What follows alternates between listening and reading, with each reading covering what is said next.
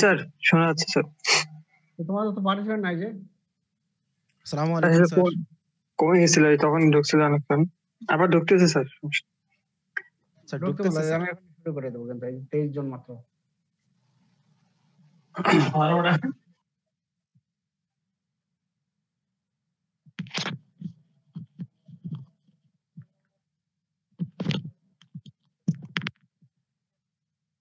তাড়াতাড়ি বলে দাও, ধরে যাক। জি স্যার বলে দিচ্ছি, আপনি শুরু করে দেন, জয়েন করতেছি স্যার।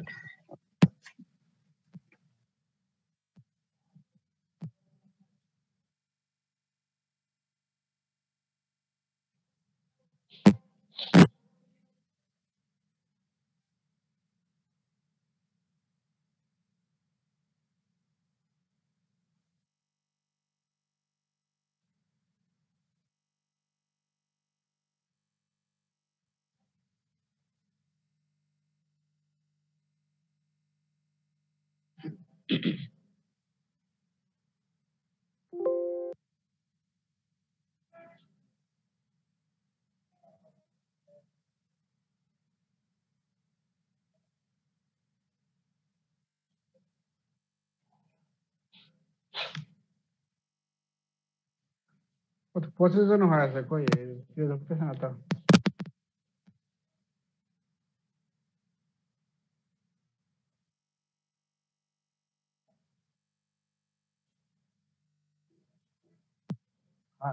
হ্যাঁ আচ্ছা, তোমার ক্লাসে অ্যাটেন্ড করছো কেন?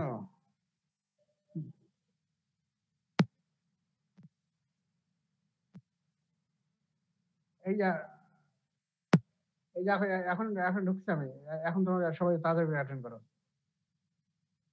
হ্যাঁ তোমার 4 জনই অ্যাটেন্ড করো তাড়াতাড়ি।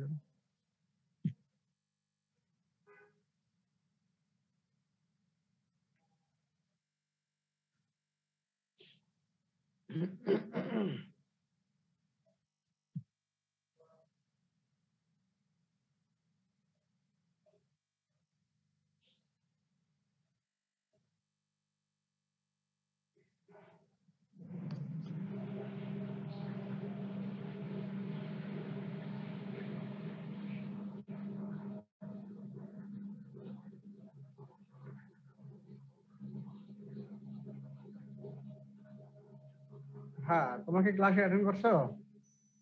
সবাই অ্যাটেন্ড করছো তো? সবাই ইনশিওর হও সবাই। না, সবাইকে বলে দাও তাড়াতাড়ি করে অ্যাটেন্ড করো।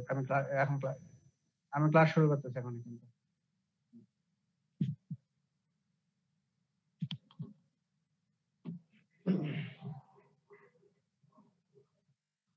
আজকে আমি নেব স্ক্রিশে কলাই।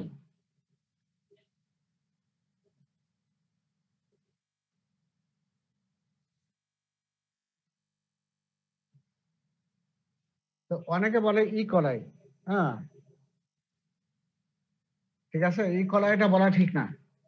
সবসময় বলতে হয় স্কেরিশিয়া কলাই। মানে কোনো জিনিস খালি ই কলাই না, সব জিনিসই সংক্ষেপে বলা ঠিক না এবং লেখাটাও ঠিক না। আমরা অনেক ভুল করি, যেমন এই যে ই কলাই লিখছি, এটা ঠিক না। স্কেরিশিয়া কলাই পূর্ণভাবে লেখা উচিত। অ্যাব্রিভিয়েশন লেখা কখনোই ঠিক না, বা অ্যাব্রিভিয়েশন বলাও ঠিক না। পরীক্ষাতে কখনোই এই অ্যাব্রিভিয়েশনটা বলবো না। স্কেরিশিয়া কলাই। এখন স্কেরিশিয়া কলাই নামটা কেন হলো? নামটা হলো একজন সায়েন্টিস্ট স্কেরিক, তার নাম অনুযায়ী স্কেরিশ, সেখান থেকে নাম হলো স্কেরিশিয়া কলাই। যেহেতু কোলনে থাকে লার্জ ইনস্টাইন, ওই জন্য কোলন থেকে তোমার কলাই আসলো, আর স্কেরিক থেকে তোমার স্কেরিশিয়া হলো। এই নাম হলো স্কেরিশিয়া কলাই। এবং তোমরা জানো যে নর্মাল তোমার পড়ছো যে স্কিনে কি থাকে, ইন্টেস্টাইনে কি থাকে, তারপর তোমার রেসপিরেটরি কি থাকে, এগুলো জানছো। তো ইন্টেস্টাইনে মেইনলি থাকে তোমার এই যে নর্মাল অনেক থাকে, তার মধ্যে স্কেরিশিয়া কলাই ইন্টেস্টাইনে ম্যাক্সিমাম এই কলা থাকে।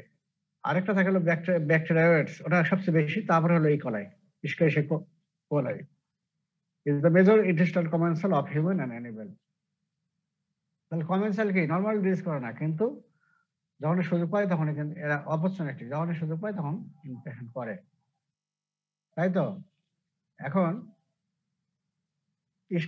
এখন তোমার এই যে তোমার পড়ছো নরমাল ফ্লোরার, একটা পড়ছো বেনিফিশিয়াল ইফেক্ট কি আর হার্মফুল ইফেক্ট কি, এটা তোমার স্যার পড়াইছে তো নাকি?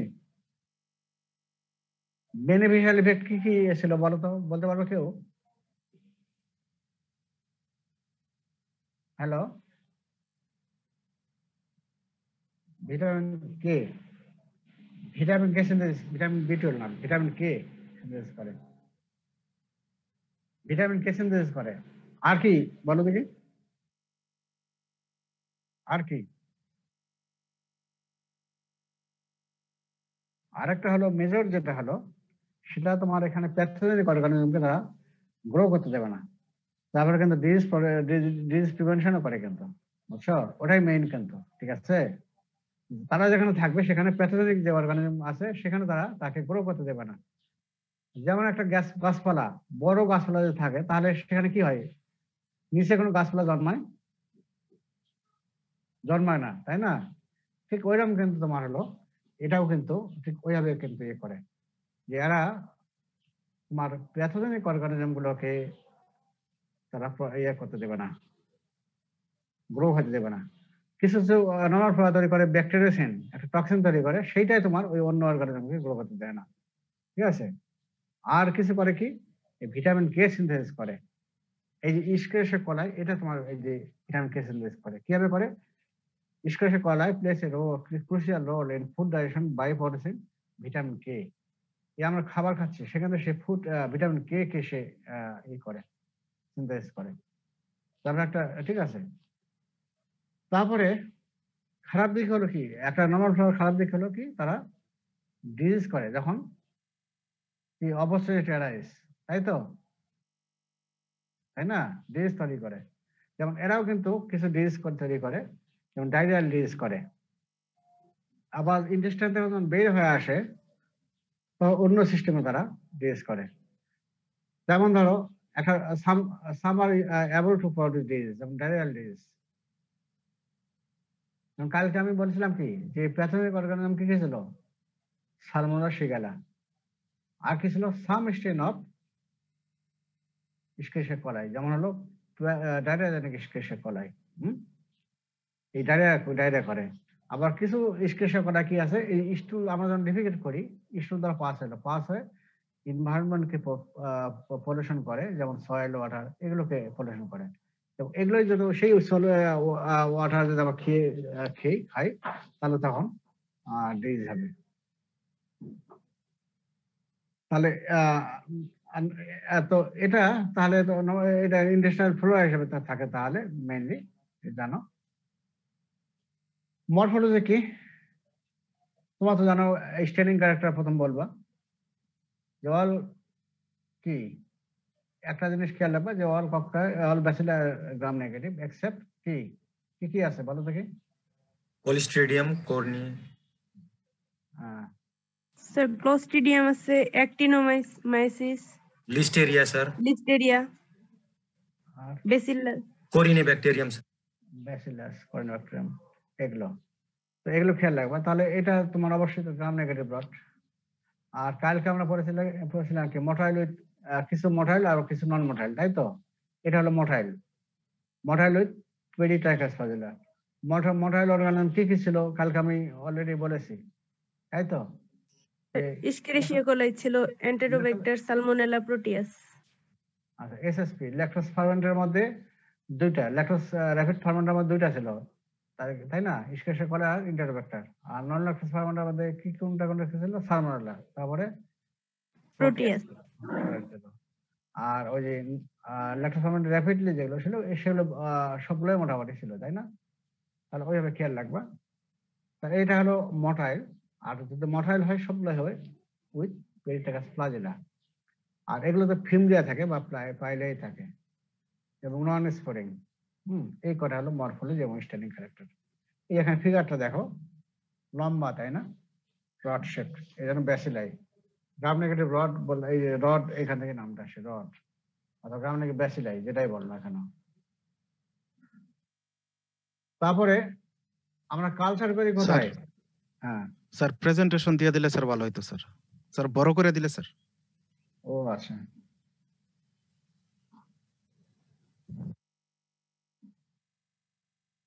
কালচার করবো কোথায়?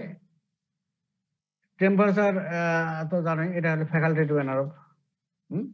তারপর 37 ডিগ্রি সেলসিয়াস লাগে আর হলো ওই সবগুলো একই কালচারের ক্যারেক্টার।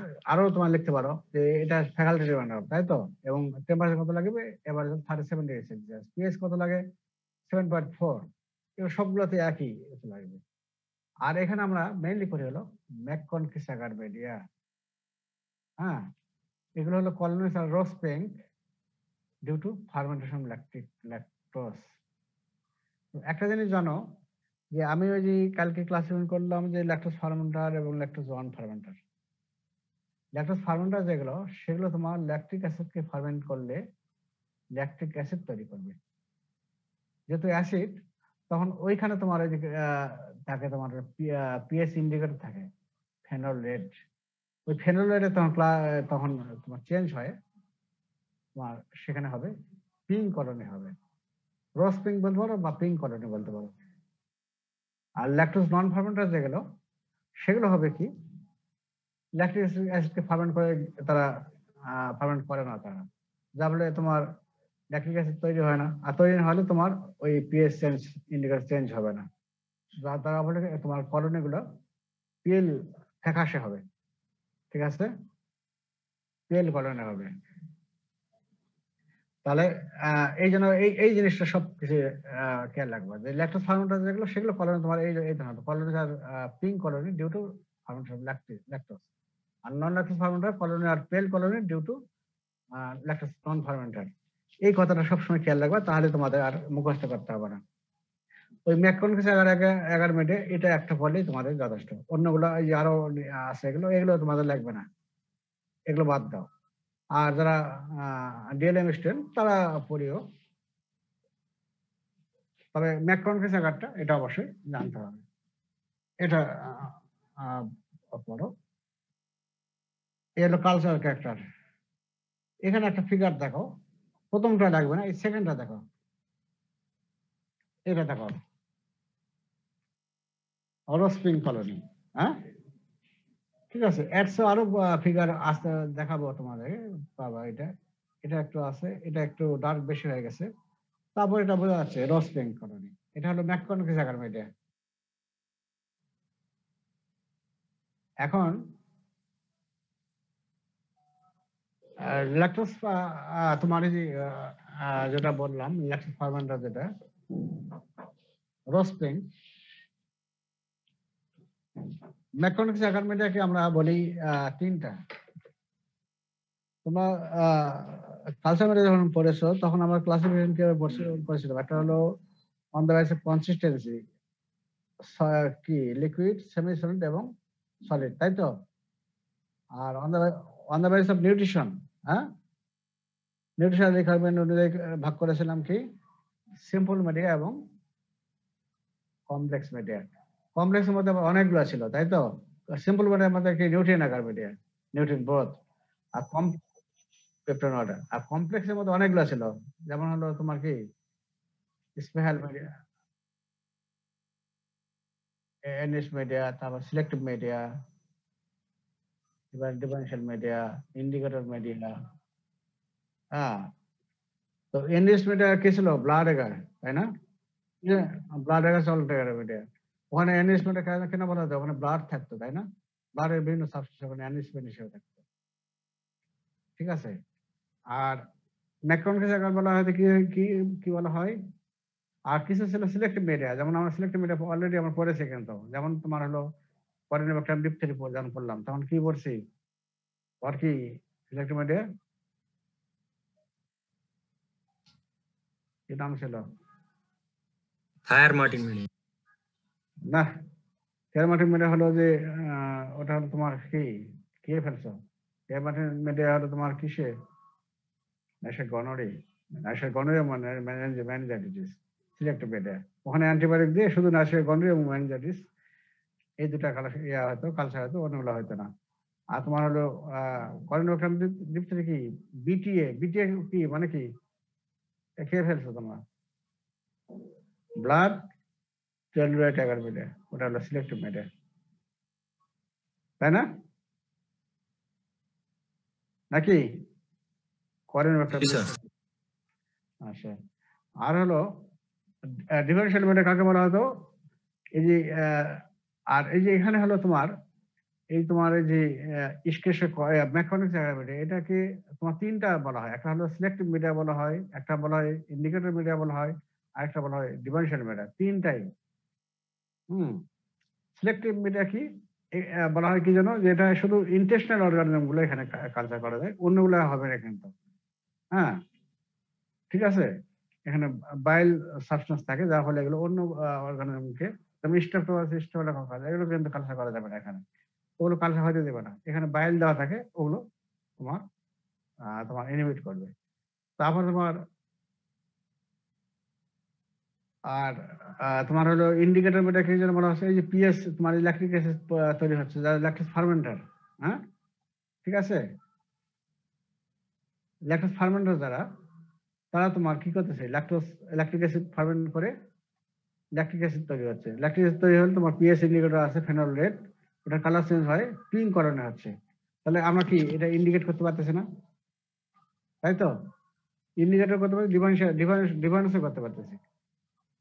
এটা তোমরা দেখে নিও, কিন্তু তোমাদের অলরেডি পড়ানো হয়ে গেছে, আমি আর অত ডিটেলস যাচ্ছি না। এই যে পরীক্ষায় রিটেনে আসে কিন্তু দেখলাম। তাহলে এর মাধ্যমে কোনটা ল্যাকটোজ ফার্মেন্টার এবং কোনটা ল্যাকটোজ নন ফার্মেন্টার, এটা আমরা ডিফাইন করতে পারি। কারণ ল্যাকটোজ ফার্মেন্টার যেগুলো পেল কলোনি পিঙ্ক কলোনি হবে, আর ল্যাকটোজ নন ফার্মেন্টার যেগুলো সেগুলো পেল কলোনি হবে।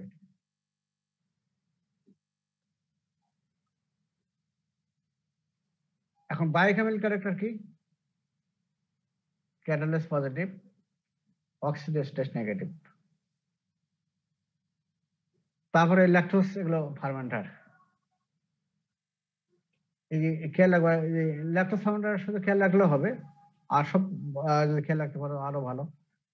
LSS ল্যাকটোজ, সুক্রোজ এবং salicin fermenter with acid and gas production. সবগুলো যদি খেয়াল নাও রাখতে পারো, তবে ল্যাকটোজটা অন্তত খেয়াল রাখো, ল্যাকটোজ ফার্মেন্টার, তাই তো। আর আরেকটা গ্লুকোজ তো ফার্মেন্ট, ইন্টারব্যাকটেরিয়া যতগুলো আছে সবই ফার্মেন্ট করবে গ্লুকোজ, তাই না? তো গ্লুকোজটা অন্তত বলতে পারবে গ্লুকোজ ফার্মেন্ট করে। ইন্টারব্যাকটেরিয়া যতগুলো আছে গ্লুকোজ ফার্মেন্টেশন করে, এটা লাগাই দেবা। আর ল্যাকটোজ পুরো করে, ল্যাকটোজ ফার্মেন্ট যেগুলো সেগুলোর সঙ্গে ল্যাকটোজ লাগাই দেবো, আর যেগুলোর সঙ্গে ল্যাকটোজ ফার্মেন্ট করে না সেগুলো করে না, সেগুলো লিখবে না। যার ফলে এখানে তোমার যে সুগারটা বললাম ইন্ডল তৈরি করে। কালকে আমি দেখাইলাম যে আমরা কি একটা টেস্ট, আমরা অর্গানিজম প্রথম আমরা ওই যে অ্যামাইনো মিডিয়াতে আমরা কালচার করে নেব, পরের দিন আমরা করবো কি কোভাক্ট রিয়েজেন্ট দেবো, দিলে ওখানে যদি পিঙ্ক কালার ডেভেলপ করে উপরে, তাহলে সেটা বলবো ইন্ডল তৈরি করছে।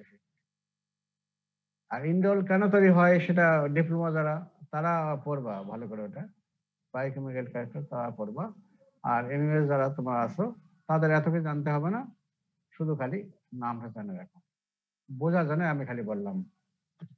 আর ইউরেজ নেগেটিভ, তো এই কয়েকটা পয়েন্টস তোমার মানে যতগুলো আমি ব্যাকটা পড়াবো এগুলো কিন্তু খেয়াল রাখো। বায়োকেমিক্যাল ক্যারেক্টার মধ্যে ক্যাটালিস্ট, অক্সিডেজ, দুটা এনজাইম। ক্যাটালিস্ট অবশ্যই সবগুলো পজিটিভ হবে, অক্সিডেজ নেগেটিভ হবে। আর সুগার ফার্মেন্টেশন মধ্যে ল্যাকটোজ ফার্মেন্টার আর গ্লুকোজ ফার্মেন্ট করে না, করবে। আর কি ইন্ডল পজিটিভ হবে আর ইউরেজ নেগেটিভ, এই কয়েকটা পয়েন্টস খেয়াল রাখবে। ইউরেজ দু একটা অর্গানিজম আছে, সেগুলো আমি যখন পড়াবো তখন আরো ক্লিয়ার হবে। আর reduce nitrate to nitrites, as a energy generating process. R does not produce hydrogen sulfide, এই কয়েকটা পয়েন্টস। তাহলে তোমার ওই যে গতকালকে যে বললাম যে কমন ক্যারেক্টারিস্টিক্স বা জেনারেল ক্যারেক্টারিস্টিক্স অফ ইন্টারব্যাকটেরিয়া কি কি বলেছিলাম? অল আর গ্রাম নেগেটিভ, তাই তো নাকি? তারপরে সামার মোটাইল আর সামার নন ভোলাটাইল। মোটাইলতে হলে কি পেরিটাকাস প্লাজা ছিল থাকে। তারপরে অল ফার্মেন্ট ল্যাকটোজ, তাই না? অল ফার্মেন্ট গ্লুকোজ, আর আদার সুগার ভ্যারিস, আর আদার সুগার ভ্যারিস করে। তা ওই পয়েন্টগুলো এখানে দেখে নাও। তারপর সবগুলো আবার কি নাইট্রেটকে তারা ইউজ করে, নাইট্রাইট তৈরি করতেছে, সেখান থেকে তারা এডিপি তৈরি করে এনার্জি তৈরি করতেছে। এই কয়েকটা কমন ক্যারেক্টার ছিল না, সেই জিনিসগুলো তোমরা এখানে পাচ্ছ কিনা? পাচ্ছ এগুলো? এই কয়েকটা পয়েন্ট, একটা হলো তোমার ক্যাটালেস পয়েন্ট, এনজাইমের মধ্যে দুটা, ক্যাটালেস এবং অক্সিডেজ, ওভারঅল দুটো একই। তারপর সুগার ফার্মেন্টেশনের মধ্যে ল্যাকটোজ এবং গ্লুকোজ, এই দুটা খেয়াল রাখো, ঠিক আছে? ইন্ডল এটা একটা পয়েন্টস, ইউরিয়াস এটা একটা পয়েন্টস, নাইট্রেট এটা একটা পয়েন্টস, আর হাইড্রোজেন সালফাইড এটা একটা পয়েন্ট। হাইড্রোজেন সালফাইড যখন সালমোনেলা করবো তখন আমি এটা দেখাই দেবো। পয়েন্টস জানো, পয়েন্ট হলো হাইড্রোজেন সালফাইড তারা তৈরি করে না। এই কয়েকটা পয়েন্টস তোমরা জানো। এটা পরীক্ষাতেও আসে, রিটেন পরীক্ষা আসে কিন্তু এটা। স্যার হ্যাঁ, স্যার ইন্ডোল যেন কি? ইন্ডোল তোমাকে আমি বলতে চাচ্ছি না তো এটা। ইন্ডোল একটা রিং হয়, ওই কোভাক রিয়েজনের মধ্যে অনেক কিছু দেওয়া থাকে, সেগুলো অনেক কিছু জিনিস তৈরি করে, যা বলে আমি তোমাদের মাথা খারাপ করে যাচ্ছি না, শুধু খালি নামটা জানা রাখো। এটা তোমার এখন ঠিক জানা আছে। তোমার প্রয়োজন নাই। আর ডিএলএম কোর্স যারা, তাদেরকে যখন আমি বায়োকেমিক্যাল টেস্ট আমি আরো ডিটেলস পড়াবো তোমাদেরকে, হ্যাঁ, যা বলে ওদের জানা লাগবে। তোমরা শুধু শুধু শুধু খালি এইটুকু জানা রাখো, আমরা কখনো তোমাদেরকে ভাইভাতে গেলে ধরবো না, কিন্তু রিটেন পরীক্ষা জানো তোমাদের আসবে। আর ভাইভাতে ডিটেলস হবে না, খালি নামগুলো খালি জানা রাখো। আর ইন্ডোলটা বায়োকেমিক্যাল একটা আবেদন করাবো, তখন আবার একদিন আগে করাবো। ভেরিয়েন্সি ডিটারমিনেন্ট বা ভেরিয়েন্সি ফ্যাক্টর, এটা তোমাদের রিটেন পরীক্ষা আসে, ভাইভাতে ধরবো না। রিটেন পরীক্ষা আছে যেমন তোমার হলো ভেরিয়েন্সি ফ্যাক্টর কি আছে, কিছু সারফেস অ্যান্টিজেন আছে, আর কিছু হলো আছে টক্সিন তৈরি করবে। আর একটা হলো সারফেস অ্যান্টিজেনের মধ্যে তোমার তিনটা জিনিস আছে, একটা হলো ক্যাপসুল, তারপর অ্যাডেসিন, আর তিন হলো লাইপোপলিস্যাকারাইড। আর ক্যাপসুলের কাজটাও তোমরা অলরেডি জানো, তাই তো? ক্যাপসুল কি করে? ফ্যাগোসাইট কি প্রিভেন্ট ফ্যাগোসাইটোসিস, তাই না? নাকি নতুন করে বলার প্রয়োজন নাই? The capsular polysaccharide pre-interfere with the phagocytosis. তাহলে ফ্যাগোসাইটকে তারা প্রিভেনশন করে, ঠিক আছে?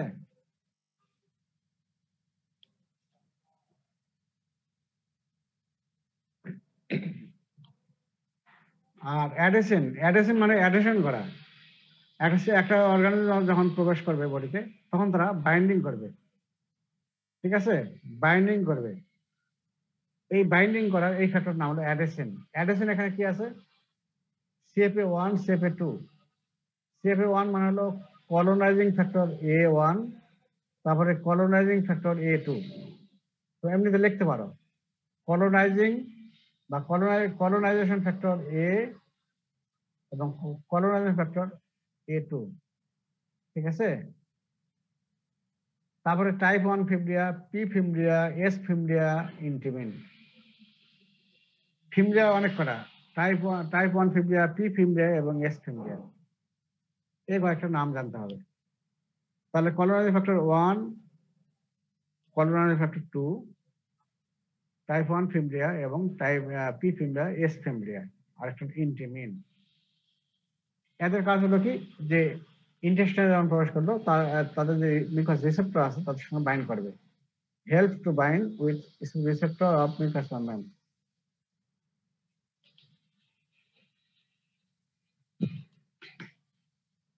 আচ্ছা, আরেকটা হলো কি লাইপোপলিসাইড। তুমি অলরেডি জানো গ্রাম নেগেটিভ ব্যাকটেরিয়ার মধ্যে মানে হলো লাইপোপলিসাইড থাকবে, এবং লাইপোপলিসাইডের যে আউটার পোর্শনটা ওটা কি লিপিডে, এবং লিপিডের কাজ কি? টক্সিন হিসেবে কাজ করে। কোন টক্সিন? অ্যান্ডোটক্সিন হিসেবে কাজ করে, তাই না?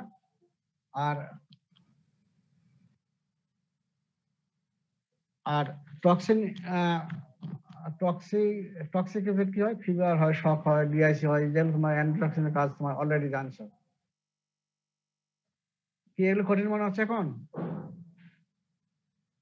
হ্যালো, না স্যার, এটা আগে পড়ানো হয়েছে তো। আগে পড়ানো। এই জন্য এই জিনিসগুলো জানো যে প্রথম সে নিজেকে রক্ষা করতেছে বাই ক্যাপসুল। ক্যাপসুল ফ্যাগোসাইট সেলকে প্রিভেন্ট করতেছে, কারণ ওখানে কি হয় যে কমপ্লিমেন্ট, তারপর তোমার ওই যে অ্যান্টিবডি, এগুলোকে তারা কোটিং হতে দেবে না, যার ফলে তারা ফ্যাগোসাইট সেল তাকে ইনভলভ করতে পারবে না। এইভাবে তারা প্রিভেনশন করতেছে ফ্যাগোসাইটোসিস। তবে অ্যাডিসিন তা প্রবেশ করলো যখন তোমার জিআই ট্র্যাক্টে চলে আসলো, সেখানে মিউকাস আজকে যখন তোমার জিআই ট্র্যাক্টে প্রবেশ করলো, তখন সেখানে কি হবে, যখন যে মিউকোজা আছে, মিউকোজার কিছু রিসেপ্টর আছে, রিসেপ্টর বাইন্ড করবে বাই এই তোমার অ্যাডিসিন। অ্যাডিসিন কি কি আছে, কলোনাইন ফ্যাক্টর A1, কলোনাইন ফ্যাক্টর 2, তারপর টাইপ 1 ফিব্রিয়া, পি ফিব্রিয়া, এস ফিব্রিয়া, এই ইন্টিমেন্ট, এই কয়েকটার মাধ্যমে বাইন্ড করবে। ঠিক আছে, বাইন্ড করার পরে তারা কি করবে, ডিজিজ করবে বাই টক্সিন প্রোডাকশন। এই টক্সিন, এখানে তোমার গ্রাম নেগেটিভ ব্যাকটেরিয়াতে টক্সিন থাকে, লাইপোপলিসাইড, এবং লাইপোপলিসাইডের কোন পোর্শনটা টক্সিন হিসেবে কাজ করে, লিপিডে। তো লিপিড অ্যান্টিটক্সিন করে এফেক্ট কি হলো, ফিভার, শক, ডিহাইড্রেশন। এবং কিভাবে করে এগুলো তোমরা অলরেডি জানো। আচ্ছা, এখন তোমার হলো টক্সিন তৈরি করে,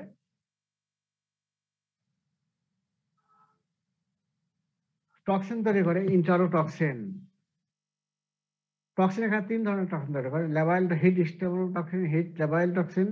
ল্যাবাইল বলতে হিট আগে বললেও পারো, heat labile toxin, heat stable toxin এবং হ্যারোটক্সিন।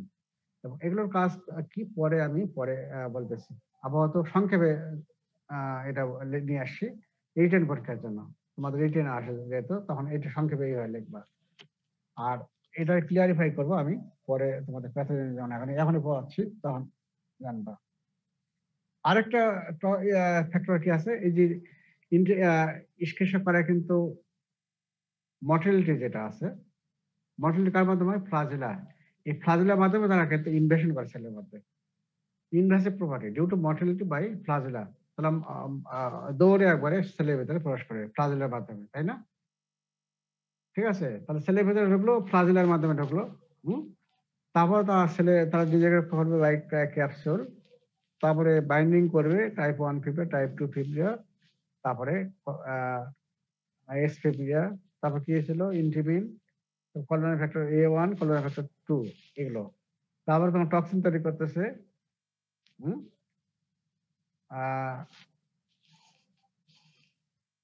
ঠিক আছে, আর তারপরে তোমার হলো লাইপোপলিসাইড যেটা করতেছে, ওটা তোমার ডিজিজ করতেছে, আরো ডিজিজ করতে পারে তোমার। আর এই যে তোমার লাইপোপলিসাইড, এটা সারফেস অ্যান্টিজেন কি যেন বলা হলো, এটা তো সেল ওয়ালে থাকে, এই জন্য কিন্তু তোমার এখানে সারফেস অ্যান্টিজেন এখানে চলে আসছে, বুঝছো? আর এছাড়াও তারা কিছু এক্সোটক্সিন তৈরি করে। ইন্টারোটক্সিন তো এক্সোটক্সিন, তাই না? এক্সোটক্সিন না, যে সমস্ত এক্সোটক্সিন ইন্টেস্টাইনে কাজ করবে তাদেরকে বলা হয় ইন্টারোটক্সিন, তাই না? নাকি ভুলে গেছো? জি স্যার। জি স্যার। তাহলে ইন্টারোটক্সিন হলো এক ধরনের এক্সোটক্সিন, এবং যে সমস্ত এক্সোটক্সিন ইন্টেস্টাইনের উপর কাজ করে এবং ডায়রিয়া করে, সেগুলো হলো ইন্টারোটক্সিন। তার মধ্যে তোমার এই যে 3টা জিনিস আজকে জানতে পারলা, একটা হলো heat labile toxin, heat stable toxin এবং হ্যারোটক্সিন। আরেকটা তোমার ফ্যাক্টর কি আছে, invasive property due to motility by flagella. এই হলো তোমার হলো ভিরুলেন্স ফ্যাক্টর।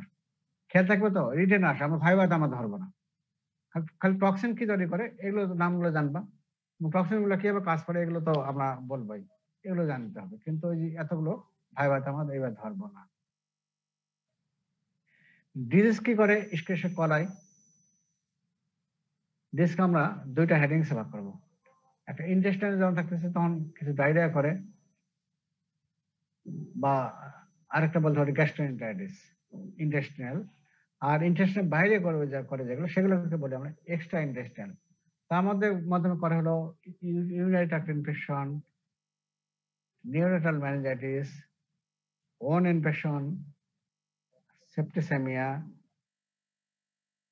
এবং অ্যাপেন্ডিসাইটিস, কলিসিস্টাইটিস এবং পেরিটোনাইটিস। এগুলো একটু ভালো করে খেয়াল রাখবে, এই ডিজিজগুলো আমরা কিন্তু ভাইবাতে তো বলা হয়, বা রিটার্ন তো আসবেই।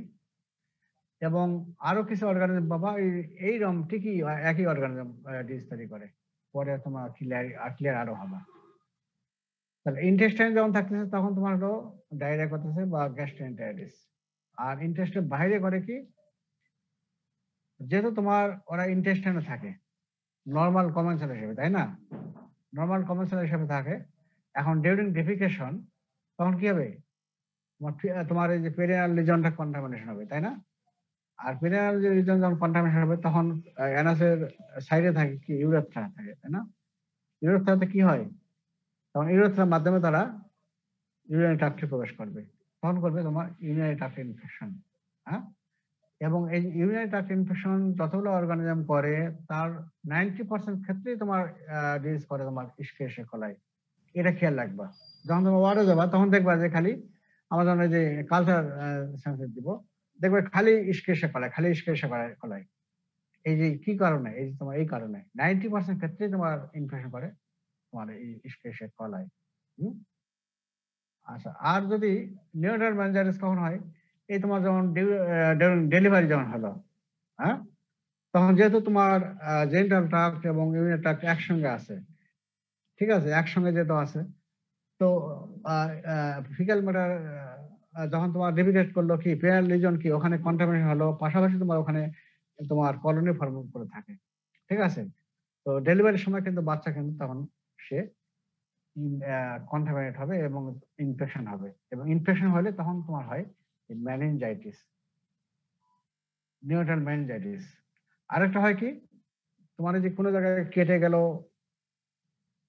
তখন সেখানে ওন ইনফেকশন হতে পারে, আঘাত পাইলো তখন ওন ইনফেকশন হতে পারে। এবং এখন কিন্তু আগে কিন্তু এই যে 90 দশকে দেখা যেত যে ওন ইনফেকশন করতো শুধু স্ট্রেপ্টোককাস পায়োজেন এবং স্টেফিলোককাস অরিয়াস, এই দুটোই মেইনলি পাওয়া যেত। কিন্তু এখন কিন্তু স্ট্রেপ্টোককাস এবং স্টেফিলোককাস কম পাওয়া যায়। এখন কিন্তু তোমার ইস্কেরিয়া কোলাই, প্রোটিয়াস, এগুলো কিন্তু সিডোমোনাস, এগুলো কিন্তু অনেক পাওয়া যায় কিন্তু, ঠিক আছে।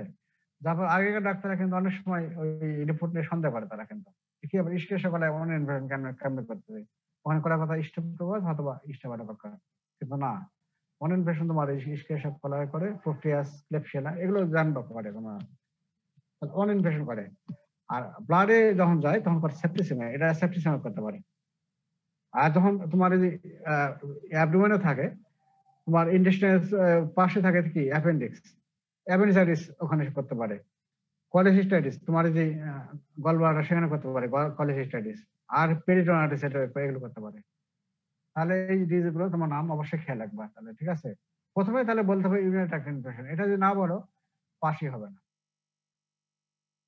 তাহলে ইউরিনারি ট্র্যাক্ট ইনফেকশন অবশ্যই বলতে পারে এবং 90% ক্ষেত্রে তোমার করবে। এছাড়া করতে পারে কি, বাচ্চা যখন ডেলিভারি হলো তখন সে ইনফেক্টেড হতে পারে, তখন যার ফলে সে করবে নিওনেটাল মেনিনজাইটিস।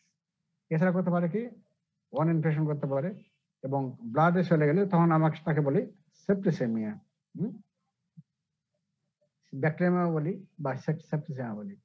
আর আশেপাশের ইন্টেস্টাইন আশেপাশে যে অর্গান আছে সেখানে এফেক্ট করলে, যেমন অ্যাপেন্ডিক্স কাশি আছে, অ্যাপেন্ডিসাইটিস করবে, গলব্লাডার আছে ওখানে কলেসিস্টাইটিস করবে। আর একটা হলো গোটা পেরিটোনিয়ামকে তারা ইনফেকশন করতে পারে, তখন বলবো পেরিটোনাইটিস।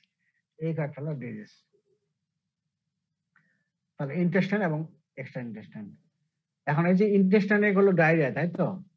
এখন আমাদের এই যে আসলো কোন কোন স্টেন তোমার ইস্কেরিয়া কোলাইয়ের কোন কোন স্টেন তোমার ডায়রিয়া করে, এটা একবার তোমার রিটেন বলো, ভাই বলো, ভালো করে আসে। প্যাথোজেনেসিস এগুলো আসে কিন্তু রিটেনে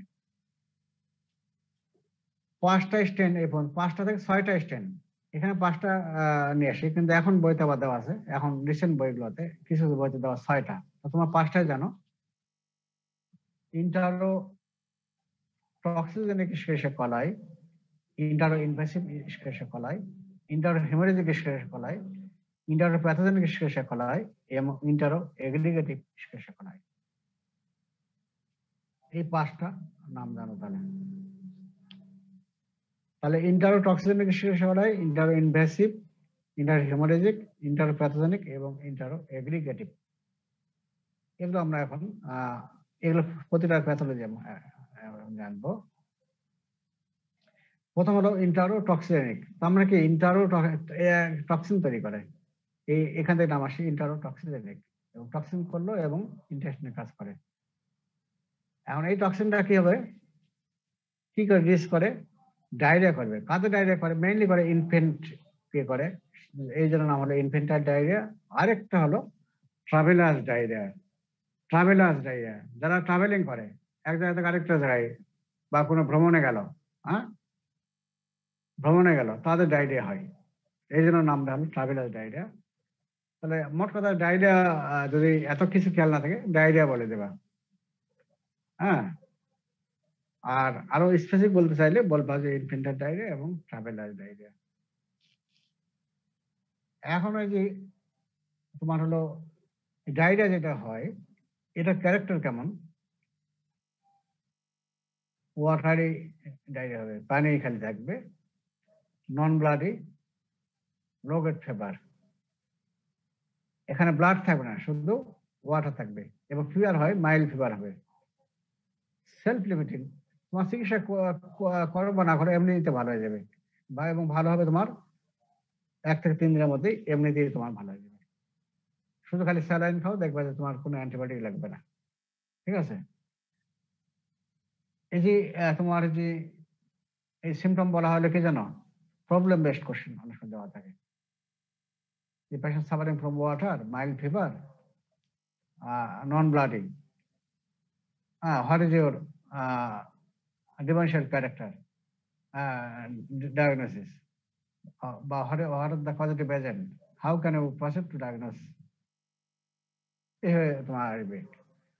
তারপরে এই যে জানবা যে ওয়াটার, যে ডায়রিয়া যেটা হবে, ওয়াটার শুধু খালি পানি থাকবে কিন্তু ব্লাড থাকবে না, এবং এটা সেলফ লিমিটিং, নিজে নিজে ভালো হয়ে যাবে, 1 থেকে 3 দিনের মধ্যে এমনিতে ভালো হয়ে যাবে, ঠিক আছে।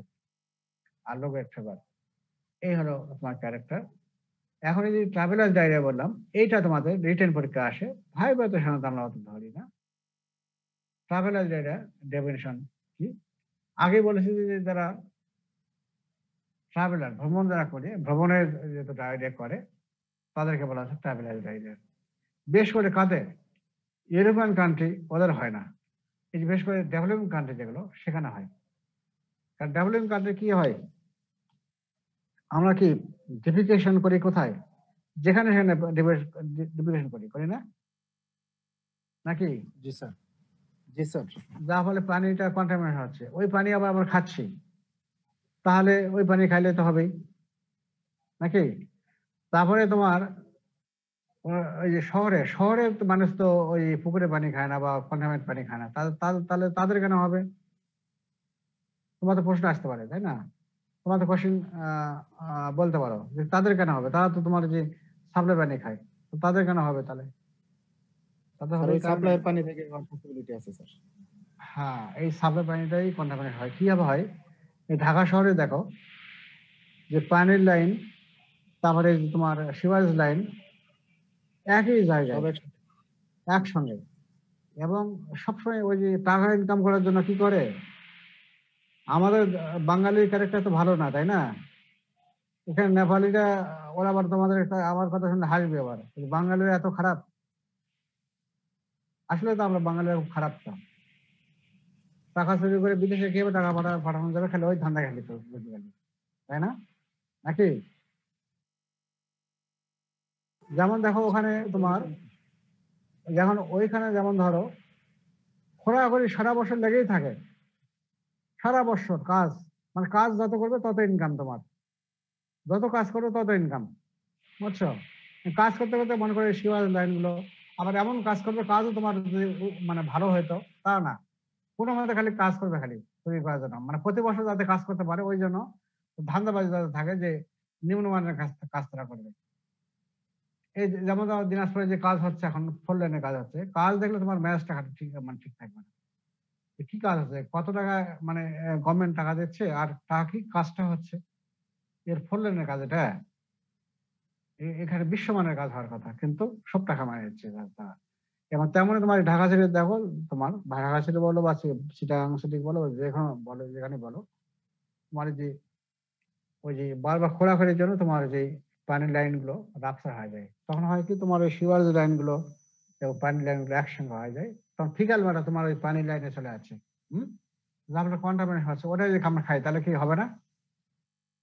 আবার আমরা বাঙালি আরেকটা করি যে তোমার এই যে তোমার যে আমরা যে এখন ড্রিঙ্কিং পানি যে আমরা যে যে তৈরি করা পানি খাই, তাই না? হ্যাঁ, বোতলজাত পানি খাই না? জি স্যার। বোতলজাত জি, স্যার। বোতলজাত বোতলজাত পানিটাই কি তোমার একবারে অ্যাকুরেট ভালো? না স্যার, ভালো সবগুলো নয়। অ্যাকুরেট না স্যার। সবগুলো অ্যাকুরেট নয়। এবং এগুলো হয় কি, কোনোগুলো মনে করো ওই যে ভালোই, আবার কোনোগুলো হয় কি যে বেশ করে হয় কি কোম্পানি থেকে ওই যে যেখানে তা তৈরি করে, তারা করে কি ওই যে তোমার ওই যে যেগুলো বোতল ব্যবহার করতেছে না, ব্যবহার করার পরে চিন্তা করো, ব্যবহার করার পরে করে কি যে ওই যে বোতলটা ফেলে দিল কেউ খাওয়ার পরে, ওই বোতলটাই আবার তোমার ওই যে টেপ ওয়াটার ওখানে ভরাচ্ছে। এগুলো বারবার তো পেপারে আসে, তো ভরায় আবার ওই যে তোমার ওই যে যে সিপিটা আছে ওটা আবার তোমার সিলগালা করে দিল, এই তোমার পানি তৈরি হয়ে গেল। তাহলে ওই পানি খাইলে তাহলে কি হবে না? এইভাবে বাঙালি, এই জন্য বললাম যে বাঙালিরা আমরা, মানে এই জন্য শেখ মুজিবুর রহমান কি ওই যে কি বলেছিল যে আমি পাকিস্তানিরা দেশ স্বাধীন হয়ে গেল, পাকিস্তান সবকিছু নিয়ে গেল, কিন্তু সবকিছু নিয়ে গেছে তো পাকিস্তান, তো যা কিছু লুটে পুটে সবই নিয়ে গেল, কিন্তু একটাই মাত্র জিনিস নিয়ে জানি, তারা এই চোর গুলাকে নিয়ে যায়নি। উনি দুঃখ চুলগুলো করে, রেখে দুঃখ করে বলতেছিলেন কি জানো, যে উনি শীতের সময় একটা যে কম্বল বিদেশ থেকে ওই সময় মনে করো প্রচুর কম্বল আসছিল, প্রচুর কম্বল, কম্বল গুলো এই যে তখনকার যারা ডিস্ট্রিবিউশনে ছিল সেই নিজেরাই মারে মানে মানে লুটে পড়ে খেয়ে শেষ করে গেছে। এবং শেখ মুজিবুর রহমান একটা নিজে কম্বলও পায়নি, ওই জন্য বলেছে আমি নিজের একটা কম্বলও পাইলাম না। এই যে ক্ষেত্রে বলেছে যে চোর গুলাকে নিয়ে যায়নি, সবগুলো নিয়ে গেল কিন্তু চোরকে নিয়ে গেল না। এই হলো মানে খেদের কথা। আসলেই আমরা বাঙালিরা কবে ভালো হবে জানি না। যাই হোক, এই যে কথা প্রসঙ্গে এই যে মানে স্বাধীনতার মাস আসলে এগুলো আমাদের সবাই মানে এই এই জিনিসগুলো মনে পড়ে, তাই না? বা শেখ মুজিবুর রহমানের যখন কোনো অনুষ্ঠান হয় তখন এগুলো মনে পড়ে এগুলো। তো ডেফিনেশন কে বলবো, an attack of diarrhea lasting 1 to 3 days commonly affects travelers, particularly when visiting the developing countries. তাহলে ডায়রিয়া, অ্যাটাক অফ ডায়রিয়া হলো, এবং যেটা আগে বলছি যে এটা সেলফ লিমিটিং এবং শর্ট লাস্টিং, তাই না? লাস্টিং থাকবে কত, মাত্র 1 থেকে 3 দেশ, এবং এফেক্ট করে ট্রাভেলার, যারা ভ্রমণকারী। এবং কাদের করে, কখন, কোথায় করে, particularly when visiting the developing country.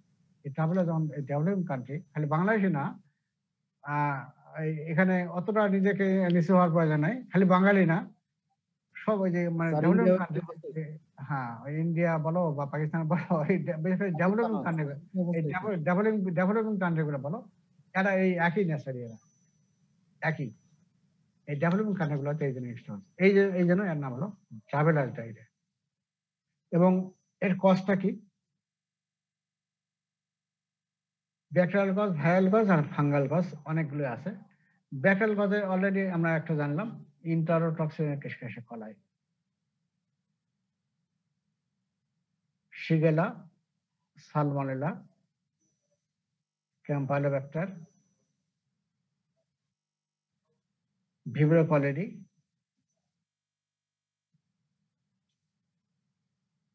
Vibrio প্যারাহেমোলাইটিকাস,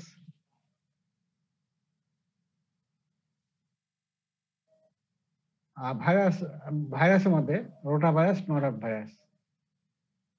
প্রোটোজোয়ার মধ্যে হলো জিয়ার্ডিয়া এবং ক্রিপ্টোস্পোরিডিয়াম। ঠিক আছে, ইন্টারোটক্সিনিক স্কেশে করে, এটা তো জানলাই। আর সালমোনেলা, শিগেলা ব্যাসিলাইজেশন করে। সালমোনেলা এটাও তোমার, সালমোনেলা বেশ করে তোমার কিছু কিছু ইয়ে আছে যারা ফুড পয়জনিং করে। ঠিক আছে, যখন সালমোনেলা পড়বো তখন আমরা জানবো। ক্যাম্পাইলোব্যাক্টার করে, আর ভিব্রিও কলেরি তো জানাই, কলেরা করে। আর ভিব্রিও প্যারাহেমোলাইটিকাস এটাও কলেরা করে। তারপর ভিব্রিও জানলা।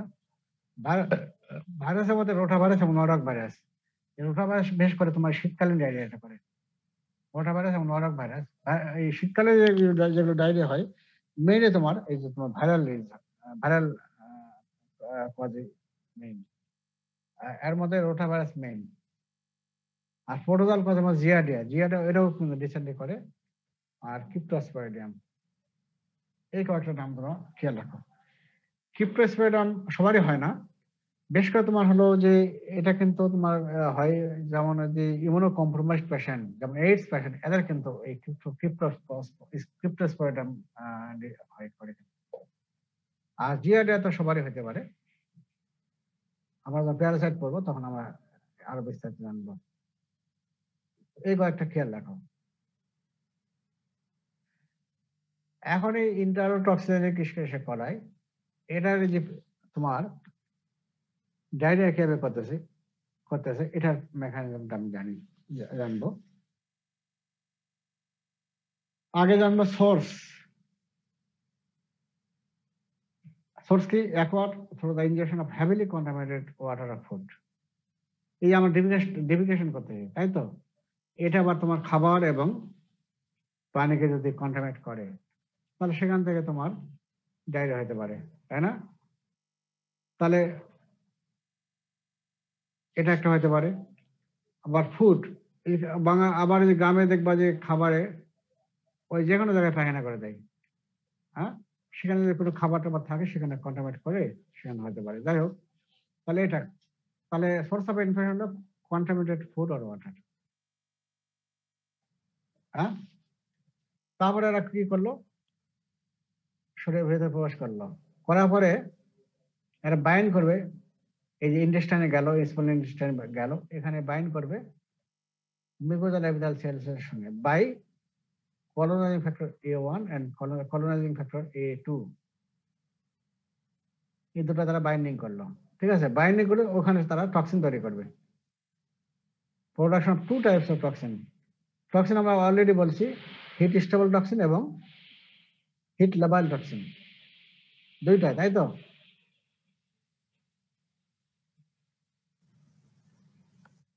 টু টাইপ অফ টক্সিন তৈরি করলো, একটা হিট স্টেবল টক্সিন আর হিট লাবাইল টক্সিন। এবং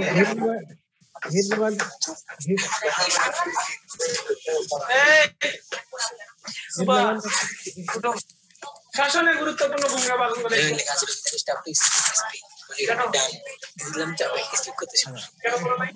সব তো খেয়ে গেল। চশমি হিট লাবাইল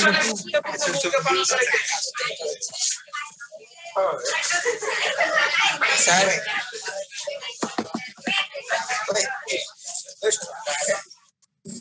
হ্যাঁ ফরিদ। হিট লাবাইল টক্সিন এবং হিট স্টেবল টক্সিন করলো, এবং এটা দুইটা পার্ট আছে, heat labile toxin, heat stable toxin দুইটা পার্ট, সাবইউনিট এ এবং বি। যেমন আমরা ওই যে করিনোক ডিপথিরি পড়ছিলাম, ওটার দুটো পার্ট ছিল না, এ এবং বি, তাই না? ছিল না? এ মানে হলো অ্যাকশন পার্ট আর বি মানে বাইন্ডিং। বি পার্টটা করবে কি, বাইন্ডিং করবে। ঠিক আছে, বাইন্ডিং করলো, আর এ পার্টটা সেলের ভিতরে প্রবেশ করবে। তাহলে বি সাবইউনিট বাইন্ড করলো কার সঙ্গে? Ganglioside receptor of the brush border of the epithelium. আর এ সাবইউনিট করলো কি ইন্টারসিনোভিয়াল সেলস। হ্যাঁ, এ ঢুকে গেল, এ ঢুকলে তখন কি হবে? হিট স্টেবল টক্সিন অ্যাক্টিভেটস কাকে করবে? অ্যারেনাইল সাইক্লেস, বা কোনো বইতে দেওয়া আছে অ্যারেনাইল সাইক্লেস, দুটাই ঠিক। আর হিট স্টেবল টক্সিন অ্যাক্টিভেট করবে গুয়ানাইল সাইক্লেস, অথবা বলতে পারে গুয়ানাইলেট সাইক্লেস, দুটাই ঠিক। এখন এই যে অ্যারেনাইল সাইক্লেস এবং গুয়ানাইল সাইক্লেস অ্যাক্টিভেট করলে কি হবে? অ্যাডেনাইল সাইক্লেসকে অ্যাক্টিভেট করলে সাইক্লিক ইএমপি বাড়া দেবে, অ্যাডেনোসিন মনোফসফেট বাড়া দেবে। আর গুয়ানাইল সাইক্লেসকে অ্যাক্টিভেট করলে সাইক্লিক জিএমপি মানে গুয়ানাইল মনোফসফেট বাড়া দেবে। ইএমপি বাড়া দিলে কি হবে? এবং জিএমপি যদি বাইরে যায় তাহলে তিনটা কাজ হবে এখানে। এই যে সেলের ভিতরে যে তোমার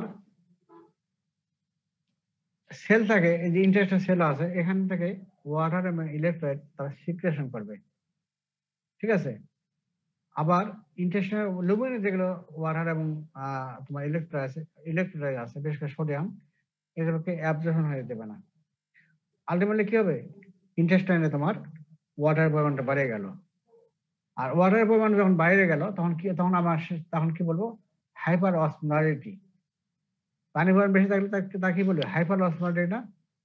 hyper osmolarity in the lumen of intestine. লুমেনে তোমার ওয়াটার বেড়ে গেল, আর বেড়ে গেলে হবে কি সেটা আবার এই যে ইন্টেস্টাইনকে কি সে চাপ দিবে, যার ফলে কি stretching of the intestinal wall due to large content of water. যার ফলে যখন স্ট্রেসিং হয়ে গেল তখন ইন্টেস্টাইনাল মর্টালিটি বেড়ে যাবে, আর মর্টালিটি বাইরে গেলেই হবে ডায়রিয়া, এবং এখানে ডায়রিয়াটা হবে ওয়াটারি। এবং এখানে তোমার অলরেডি লক্ষ্য করছো এখানে কিন্তু সেলের উপরেও কাজ করে না, কোনো সেলকে লাইসেন্স করে নাই। আর সেলকে যদি টেস্ট না করে তাহলে কোনো ব্লিডিং হবে না। এই জন্য বলা হচ্ছে ইন্টারটক্সিন হলে শুধু ওয়াটারি ডায়রিয়া করে। এখন বুঝলা তো? তাহলে আবারও বলি তাহলে, প্রথম তোমার সোর্স অফ ইনফেকশন কি? Contaminated food and water. তারপরে এর মাধ্যমে ওরা বডির ভিতরে চলে গেল, তাই তো? তারপর বডির ভিতরে চলে গেল, বডির ভিতরে কি ইন্টেস্টাইনে চলে গেল। স্মল ইন্টেস্টাইনে যখন গেল তখন তারা বাইন্ড করবে মিউকোজাল, স্মল ইন্টেস্টাইন যে মিউকোজাল সেলস তার সঙ্গে বাইন্ড করবে। কার মাধ্যমে? CFA1 এবং CFA2, কলোনাইজিং ফ্যাক্টর A1 এবং কলোনাইজিং ফ্যাক্টর A2, ঠিক আছে? বাইন্ড করলে কি হবে? ওখানে তোমার কলোনি ফর্মেশন করলো, তাই তো? করবে এবং সেখানে টক্সিন তৈরি করবে। টক্সিন হলো দুই ধরনের, একটা হলো হিট স্টেবল টক্সিন আর একটা হলো হিট লেবাইল টক্সিন। হিট লেবাইল এবং হিট স্টেবল টক্সিন, তাই তো? এবং এগুলোর আবার প্রতিটা টক্সিনের আবার দুইটা করে পার্ট এ এবং পার্ট বি। বি মানে কি? বাইন্ডিং, আর এ ফর অ্যাকশন। তাহলে বি পার্টটা বাইন্ডিং করলো সেলের সঙ্গে, আর এই পার্টটা সেলের ভিতরে প্রবেশ করলো। সেলের ভিতরে যখন প্রবেশ করলো তখন এই যে হিট লেভেল টক্সিনটা এটা করবে কি? সাইক্লিক এমপি কে বাড়ায় দেবে, আর হিট স্টেবল টক্সিনটা করবে কি? সাইক্লিক জিএমপি কে বাড়ায় দেবে। আর সাইক্লিক এমপি বাড়ায় গুয়ানাইল সাইক্লিক, একটা হলো অ্যাডেনাইল সাইক্লেসকে অ্যাক্টিভেট করবে, আর একটা কি করবে? গুয়ানাইল সাইক্লেসকে অ্যাক্টিভেট করবে। তো সাইক্লিক অ্যাডেনাইল সাইক্লেসকে অ্যাক্টিভেট করলে কি? সাইক্লিক এমপি বাড়ায় দেবে, বেশি হবে। আর গুয়ানাইল সাইক্লেসকে অ্যাক্টিভেট করলে কি? সাইক্লিক জিএমপি বাড়ায় দেবে, তাই তো? এখন সাইক্লিক এমপি আর সাইক্লিক জিএমপি বাড়ায় দিল। এদের কাজ হবে কি? যেহেতু বাইরে গেল তখন ইন্টেস্টাইনে থেকে সেল যে আছে এখান থেকে তারা কি করবে? ওয়াটার এবং ইলেকট্রোলাইটকে সিক্রেশন করাবে। সিক্রেশন করলে কি? ওয়াটার ইলেকট্রোলাইট কি হবে? লুমেনে চলে আসলো। আবার লুমেনে যেগুলো তোমার ওয়াটার এবং ইলেকট্রোলাইট আছে এগুলোকে তোমার অ্যাবজর্পশন হতে দেবে না। যার ফলে কি হলো? সেখানে তোমার ওয়াটার বেড়ে গেল, যার ফলে কি হলো? হাইপারঅসমোলারিটি বেড়ে যাবে। এখন যেহেতু তোমার ওয়াটার পরিমাণ বেড়ে গেল ওখানে কন্টেন্ট বেশি হলো, তাই তো?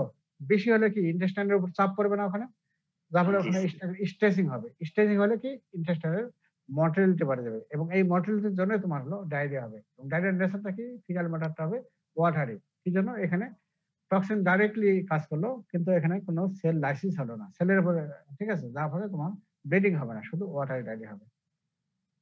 এখন বুঝছো তো? জি স্যার, একদম সহজ। জি স্যার। আচ্ছা স্যার এর জন্য ওই যে মূলত পেট ব্যথাটা হয় স্যার। হ্যাঁ, পেট ব্যথা তো হবে। ডায়রিয়া তো পেট ব্যথা, ডায়রিয়া মানেই তোমার যে কোনো ইয়েতে পেট ব্যথা হবে। জি স্যার। আচ্ছা, আবার মাইল্ড ফিভার সবগুলোতে হয়। মানে স্যার ইন্টেস্টাইনে প্রেসার বেশি পড়ে এই জন্য পেট ব্যথা হয়? না, ব্যথা তো আরো অন্য কারণে হতে পারে, এটা কারণে হতে পারে। আর হ্যাঁ, আর হলো এইটা। তারপর তোমার ওখানে নার্ভাস সিস্টেম থাকে না, ওখানে নার্ভ সিস্টেমের মতো কাজ করবে না ওখানে, তারপর তোমার পেট ব্যথা হবে। নার্ভাস সিস্টেম আছে। আচ্ছা, আর এই স্লাইডটা তোমাদের লাগবে না, এটা বাদ দাও। টক্সিন ডিটেকশন কিভাবে করা যায় এগুলো তোমাদের লাগবে না, বাদ। এরপর আসো তোমার ইন্টারো ইনভ্যাসিভ ইস্কেশন কলাই।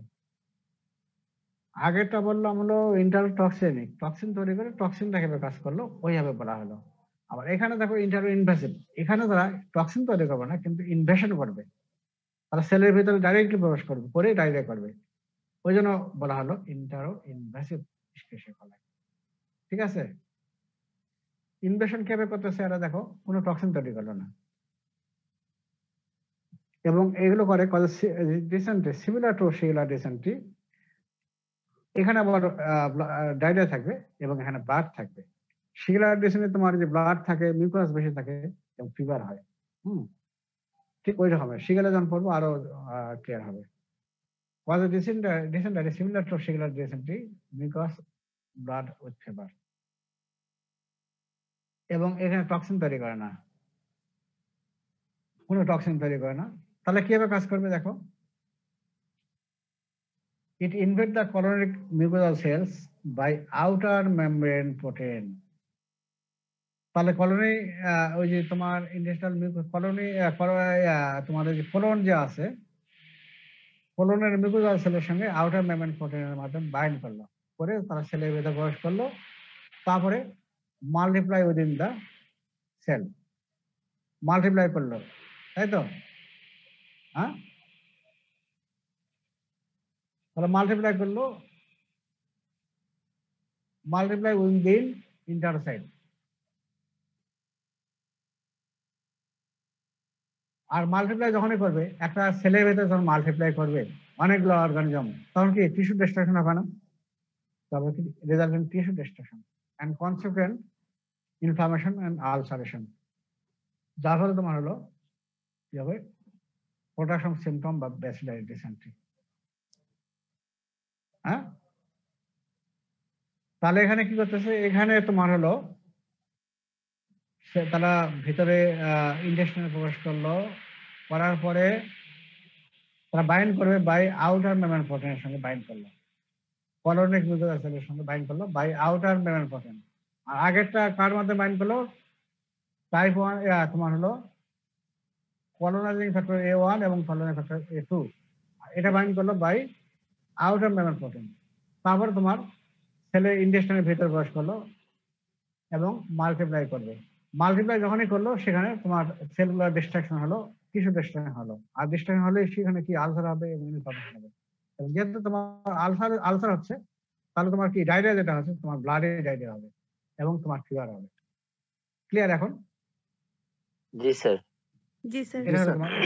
এটা তোমার হলো ইনভেসিভ। তারপরে হলো এই স্লাইডটা বাদ দাও, এই টক্সিন কিভাবে ইয়ে করবো এটা বাদ দাও। এরপরে আসো ইন্টারো প্যাথোজেনিক এসে পালাই। এটাকে কিভাবে করে, এটাও তোমার কোনো টক্সিন তৈরি করে না। আগেটা যেমন টক্সিন তৈরি করলো না, এটাও টক্সিন তৈরি করে না। এটা কিভাবে করে দেখো, আর এখানেও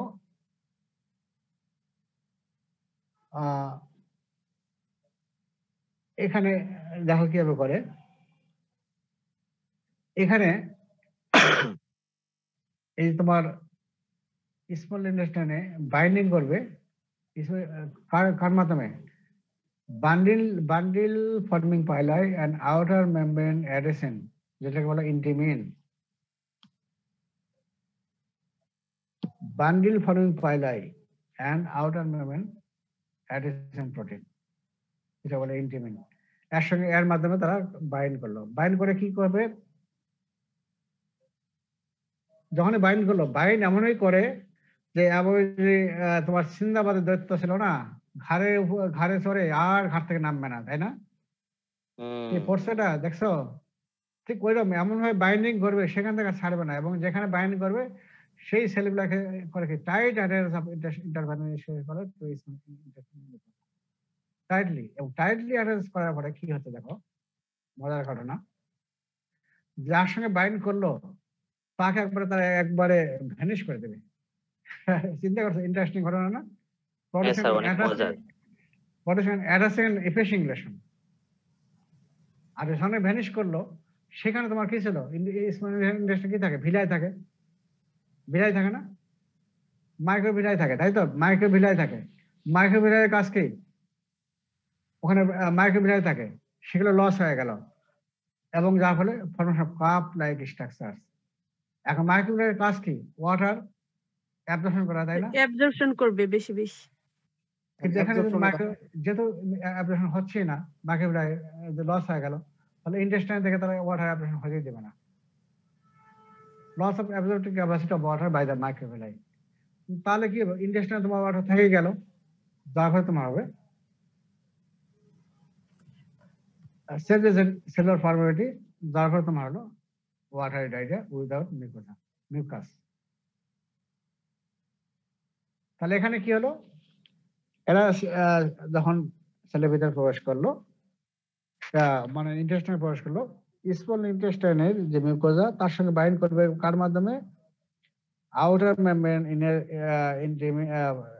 ইন্টিমিনের মাধ্যমে, আউটার মেমব্রেন প্রোটিন পাইলি বা দিয়ে আউটার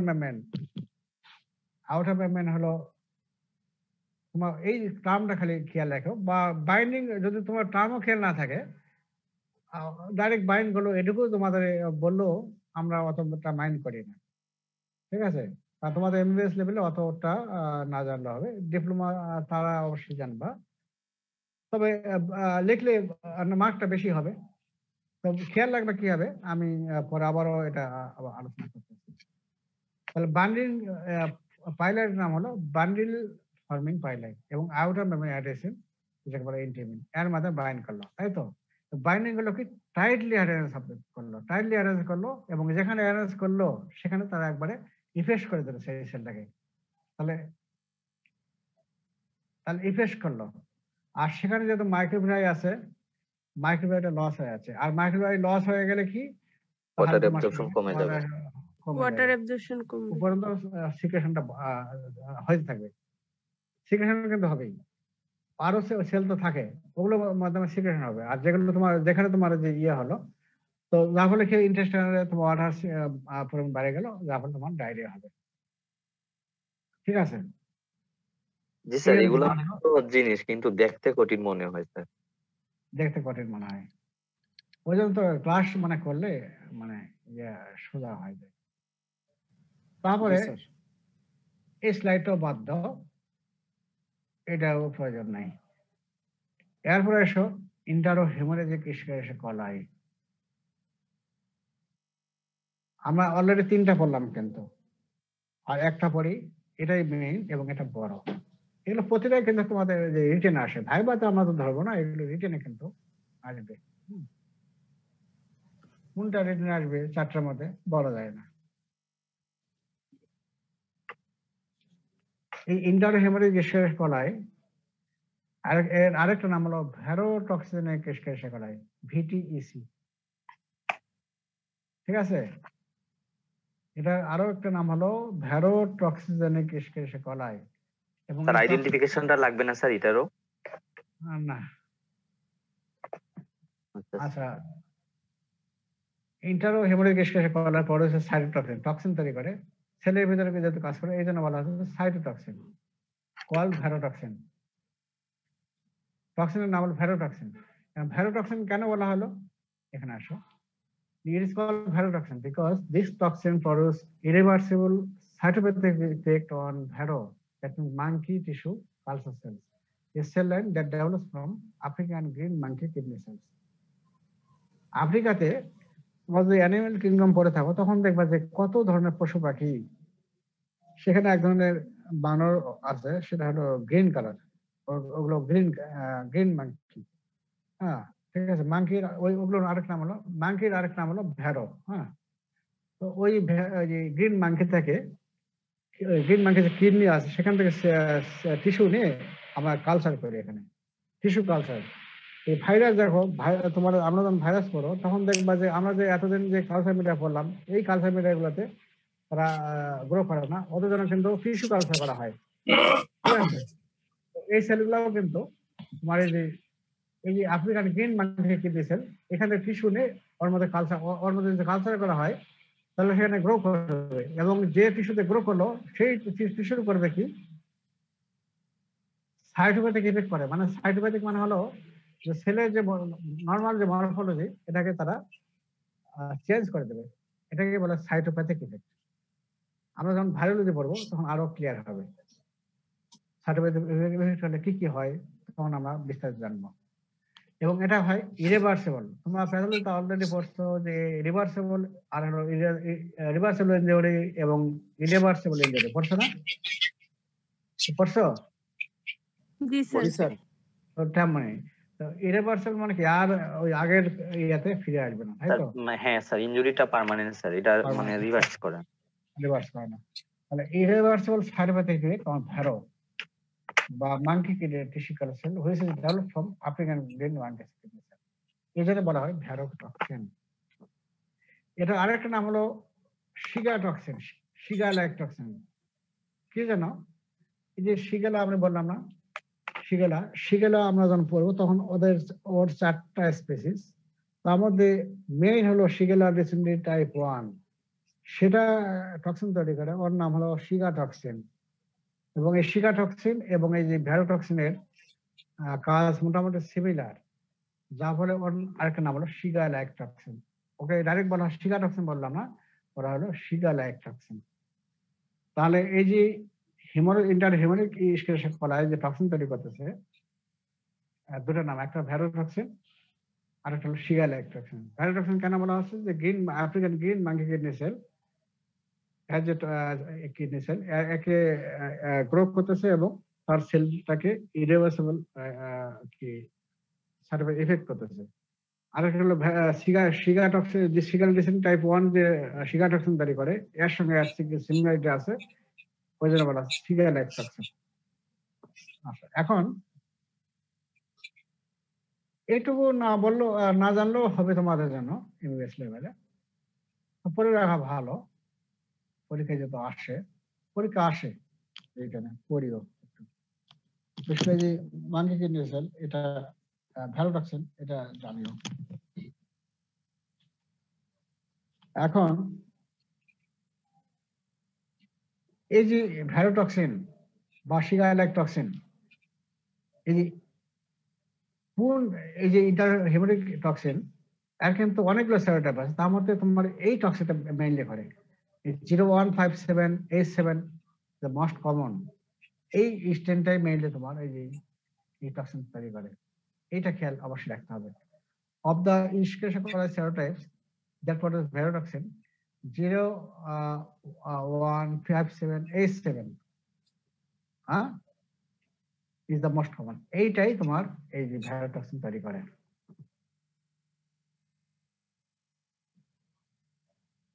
সোর্স অফ ইনফেকশন কি? একটা হলো ingestion of undercooked hamburger by hamburger in fast food restaurant. এই যে ফাস্ট ফুড রেস্টুরেন্টে আমরা যে হ্যামবার্গার খাই, যেগুলো এগুলো কি কুকিং ঠিক মতো করা হয়? করা হয় না। কিন্তু মাংস কোনো মতে খালি মানে তৈরি করলো, মানে সিদ্ধ করলো কোনো মতে, আন্ডারকুক থাকে। এবং ওই কুকটা যদি মনে করো ওই মাংসটা যদি তোমার মাংস ইনফেক্টেড থাকে, মানে যে এই অর্গানিজম থাকে, তাহলে ওই মাংসটা খাই, তাহলে আমরা তোমার এই ডায়রিয়া হবে। এটা মেইন রিসোর্স। তাহলে 0157H7 strain of intravenous coli are associated with outbreak of blood diarrhea following ingestion of undercooked hamburger in fast food restaurant. সংক্ষেপে বলবা, ingestion of undercooked hamburger in fast food restaurant. আরেকটা হয় কি, direct contact with যেমন reservoir হলো cattle reservoir হিসেবে কাজ করে, এদের কন্ট্রাক্টে যদি যাওয়া যায়, ঠিক আছে, তাহলে হইতে পারে। এবং এদের মাংসটা যদি খাওয়া হয়, এরা এই রিজার্ভার, এদের মাংসটা যদি তুমি ঠিকমতো কুক না করে ঠিকমতো খাও, আন্ডার কুক যদি খাও, তাহলে তোমার হইতে পারে। এই হলো সোর্স অফ ইনফেকশন। এই সোর্স অফ ইনফেকশন ভালো করে জানবা। কি জানো, যে অনেক সময় তোমার ডায়রিয়া, তোমার যে প্রবলেম বেশ কোশ্চেন অলরেডি থাকে, যে এখন যে আন্ডারকুক ফুড মিট খাইলো, তারপর তার ডায়রিয়া হলো, what is the positive agent, how can you diagnose বা গিভ প্যাথোজেনেসিস, ঠিক আছে, এইভাবে দেওয়া থাকে। তাহলে তোমার এই জন্য তোমার সোর্স অফ ইনফেকশনটা জানবা। এবং এই ভ্যারোটক্সিনের শেষ করায় ডিজিজ করে কি, 3টা ডিজিজ করে: bloody diarrhoea, haemorrhagic colitis with severe form blood urine diarrhoea, আরেকটা হলো হেমোরাইটিক ইউরেমিক সিনড্রোম। তিনটা হলো ব্লাডি ডায়রিয়া, প্রথম হলো ব্লাডি ডায়রিয়া। ব্লাডি ডায়রিয়া যখন সিভিয়ার পর্যায়ে চলে যাবে তখন বলবো হেমোরেজিক কোলাইটিস। আর এই ব্লাডি ডায়রিয়া একটা কমপ্লিকেশন, ব্লাডি ডায়রিয়া হলে একটা কমপ্লিকেশন হয়, তখন সেটাকে বলবো হেমোরাইটিক ইউরেমিক সিনড্রোম, হাস। ঠিক আছে, একটা ব্লাডি ডায়রিয়া করলো, ব্লাডি ডায়রিয়া সিভিয়ার পর্যায়ে চলে যাবে তখন বলবো হেমোরাইটিক কোলাইটিস। আবার এই ব্লাডি ডায়রিয়া এবং হেমোরাইটিক কোলাইটিস এগুলোর একটা কমপ্লিকেশন হয়, সেটা হলো হেমোরাইটিক ইউরেমিক সিনড্রোম। এখন এগুলো কিভাবে হয় আমরা এখন একটু জানি। প্রথমে আগে জানি ডায়রিয়াটা কিভাবে হয়।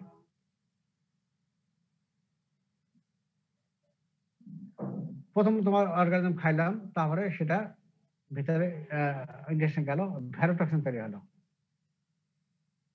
তারপর কি হবে? Toxin binds to the receptor on the intercell wall. Cell ওয়ালে কি আছে? সেল আছে তোমার কি রাইবোজোম আরএনএ। রাইবোজোম আরএনএ কে তা ভেঙে দিয়ে ওখানে অ্যাডেনাইন থেকে তা রিমুভ করে দেবে। আর আরএনএ এর কাজ কি? কি কাজ? আরএনএ এর কাজ কি? সিনথেসিস করবে। প্রোটিন সিনথেসিস করা, জি স্যার। প্রোটিন সিনথেসিস করা। তো প্রোটিন সিনথেসিস যদি না হয় তাহলে কি সেলুলার নেক্রোসিস হবে না, সেল ডাই হবে এবং নেক্রোসিস হবে এবং আলসারেশন হবে, যার ফলে ডায়রিয়া হচ্ছে। তাহলে ভ্যারোটক্সিন release by enterohaemorrhagic coli, toxin binds with the receptor on the intercell. তারপর কি verotoxin remove adenine from the large ribosome RNA. তারপর কি আছে? Inhibition protein synthesis in the ইন্টারস্টেবুলার সেলস। আর প্রোটিন সিনথেসিস হলে কি হবে? টিস্যু নেক্রোসিস হবে এবং ব্লাডি ডায়রিয়া হবে। এখানে হবে ব্লাডি ডায়রিয়া। তাহলে ব্লাডি ডায়রিয়া কি হবে জানলাম তো। তাহলে আমরা মনে করো অর্গানিজম খাইলাম, সে সেলের ভিতরে ইন্টেস্টাইনে গেল, সেখানে মাল্টিপ্লাই করলো, করে টক্সিন তৈরি করলো, ভ্যারোটক্সিন। ভ্যারোটক্সিন কি করলো? তারপরে সেলের ভিতরে ওই সেলের সেল ওয়ালের সঙ্গে বাইন্ড করলো, রিসেপ্টরের সঙ্গে বাইন্ড করলো, করে তারা কি সেলের ভিতরে প্রবেশ করলো, করে কি করবে? রাইবোজোমাল আরএনএ যেটা আছে তার অ্যাডেনাইনটাকে রিমুভ করলো, যা ফলে আরএনএ কি হলো? ডিসফাংশন হয়ে গেল। আর আরএনএ ডিসফাংশন হলে প্রোটিন সিনথেসিস হবে না। আর প্রোটিন সিনথেসিস না হলে কি সেল কি সেটা ডাই করবে, ডাই হলে কি নেক্রোসিস হবে। আর নেক্রোসিস যখন হবে তখন তোমার ব্লাডি ডায়রিয়া হবে। এই তো তোমার ডায়রিয়া। তারপরে ডায়রিয়া হলো,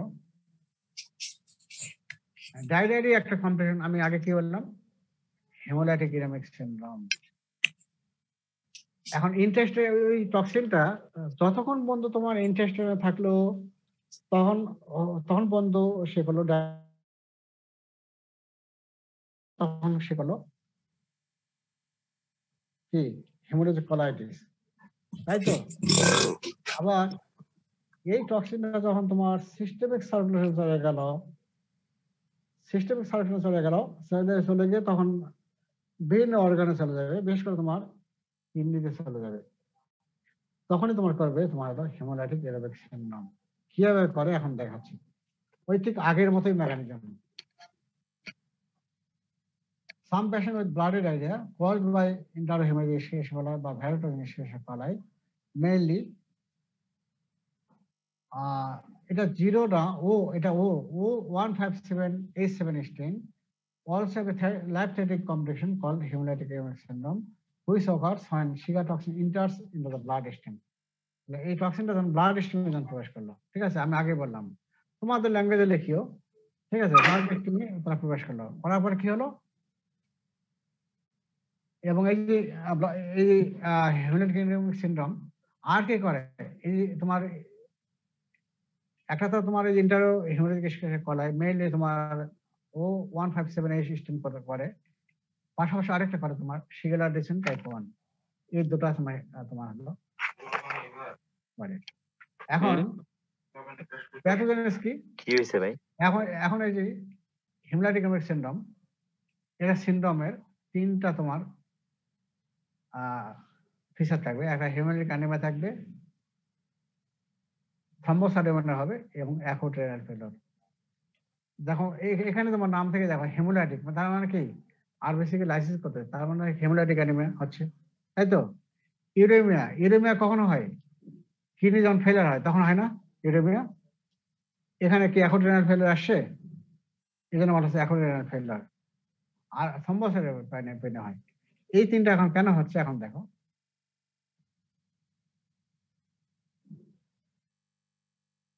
ভ্যারোটক্সিন বা সিগাটক্সিন ব্লাড স্ট্রিমে প্রবেশ করলো, তারপর কি করবো, toxin binds to the receptor on the surface of the epithelium, endothelium of small blood vessels.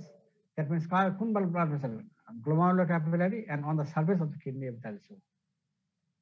তার কিডনি যে epithelial cell অবশ্যই বাইন্ড করবে, পাশাপাশি যে glomerular capillary তে যে glomerular basement membrane আছে সেখানে যে ব্লাড ভেসেল আছে তার সঙ্গে বাইন্ড করলো, endothelium এর সঙ্গে বাইন্ড করলে কি হবে, ওই আগের মতোই এখন আসে। এখন toxin remove the adenine from the large ribosomal RNA, তারপরে কি photosynthesis, তারপরে কি হবে,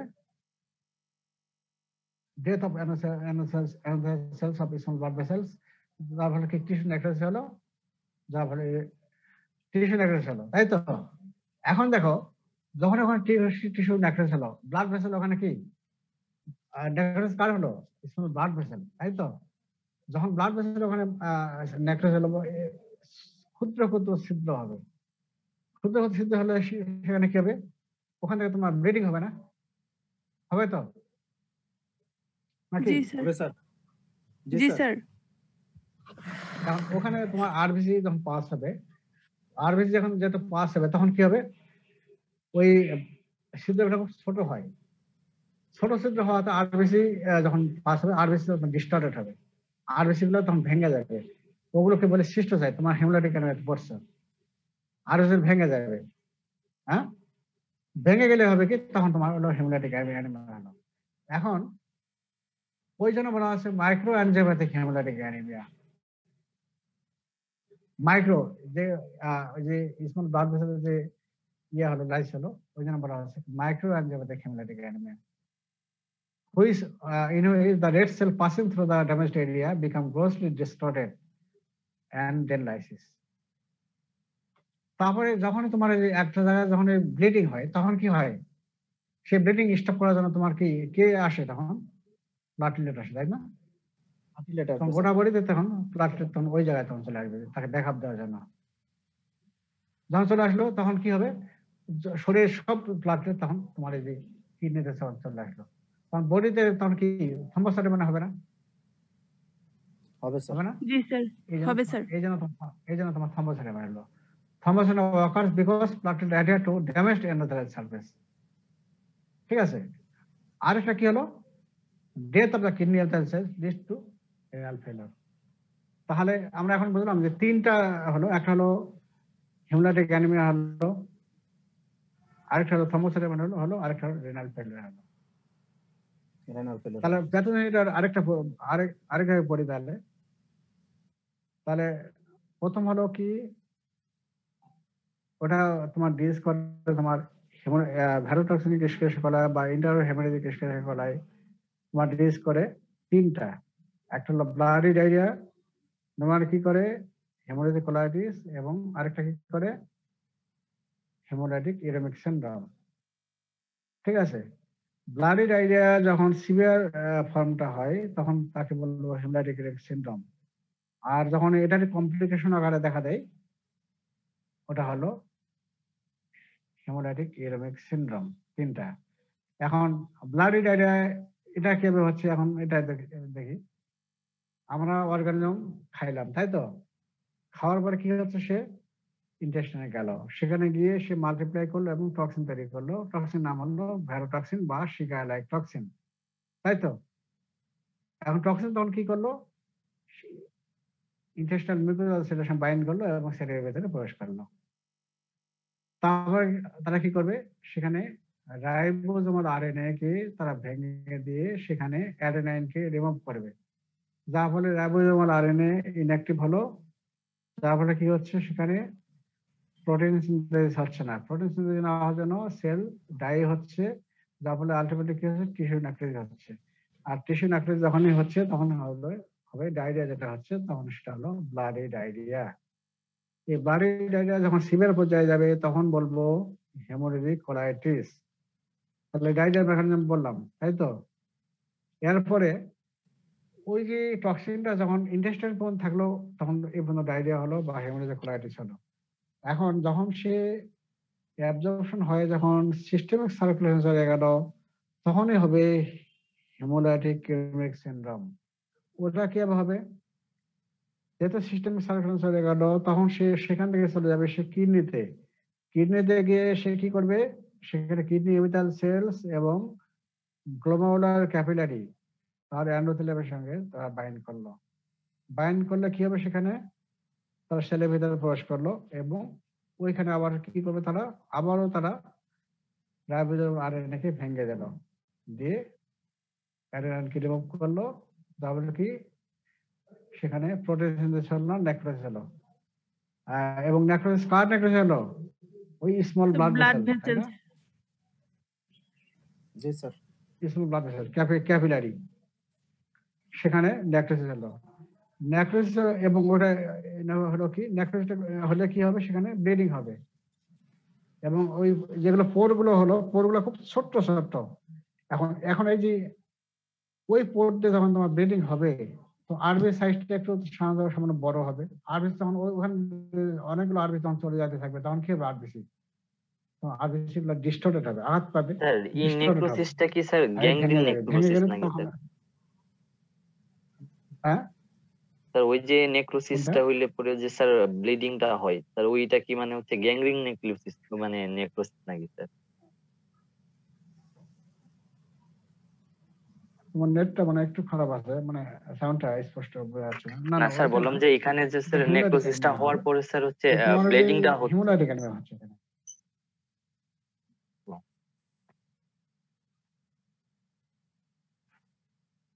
হ্যাঁ স্যার তোমার হচ্ছে কথা আমি শুনতেই পাচ্ছি না, ওই যে তোমার কেমন একটা মানে মানে ভাঙা ভাঙা।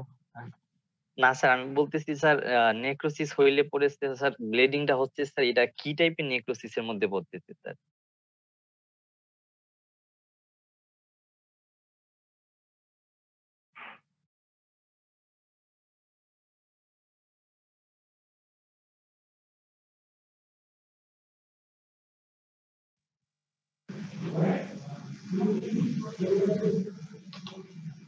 ওই তোমার ইয়ার চলে গেছে না?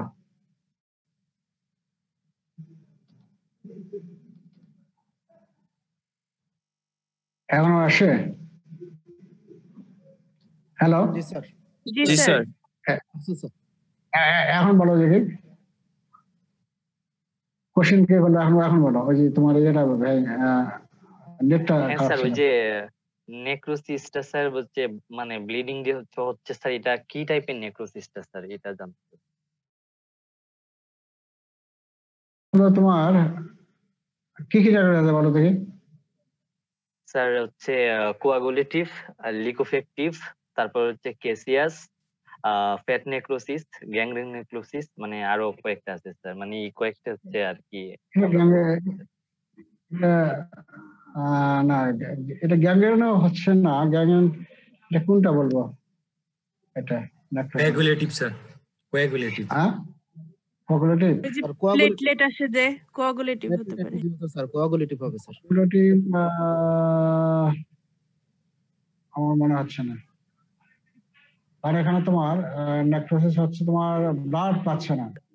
কোয়াগুলেটিভ হইলে স্যার হচ্ছে শুধু এখানে অক্সিজেনের মানে হচ্ছে ঘাটতি ঘটে, অথবা হচ্ছে স্যার এখানে স্যার ব্লিডিং এর কোনো মানে হচ্ছে কাহিনী নেই স্যার, যে কোয়াগুলেটিভে এটা স্যার হচ্ছে ইস্টেমি। স্যার এটা লিকোফেক্টিভ হবে কিনা? লিকোফেক্টিভ হইলে তো স্যার ওই যে মানে লিকুইডটা জমে যায় তো। না পাচ্ছে না, এটা কোয়াগুলেটিভ নেক্রোসিস হচ্ছে। ওই যে তোমার অক্সিজেন পাচ্ছে না, ব্লাড না গেলে তোমার অক্সিজেন পাবে না, তাই না? ওইটাই হচ্ছে তোমার কোয়াগুলেটিভ নেক্রোসিস, ওটাই হবে। ঠিক আছে স্যার।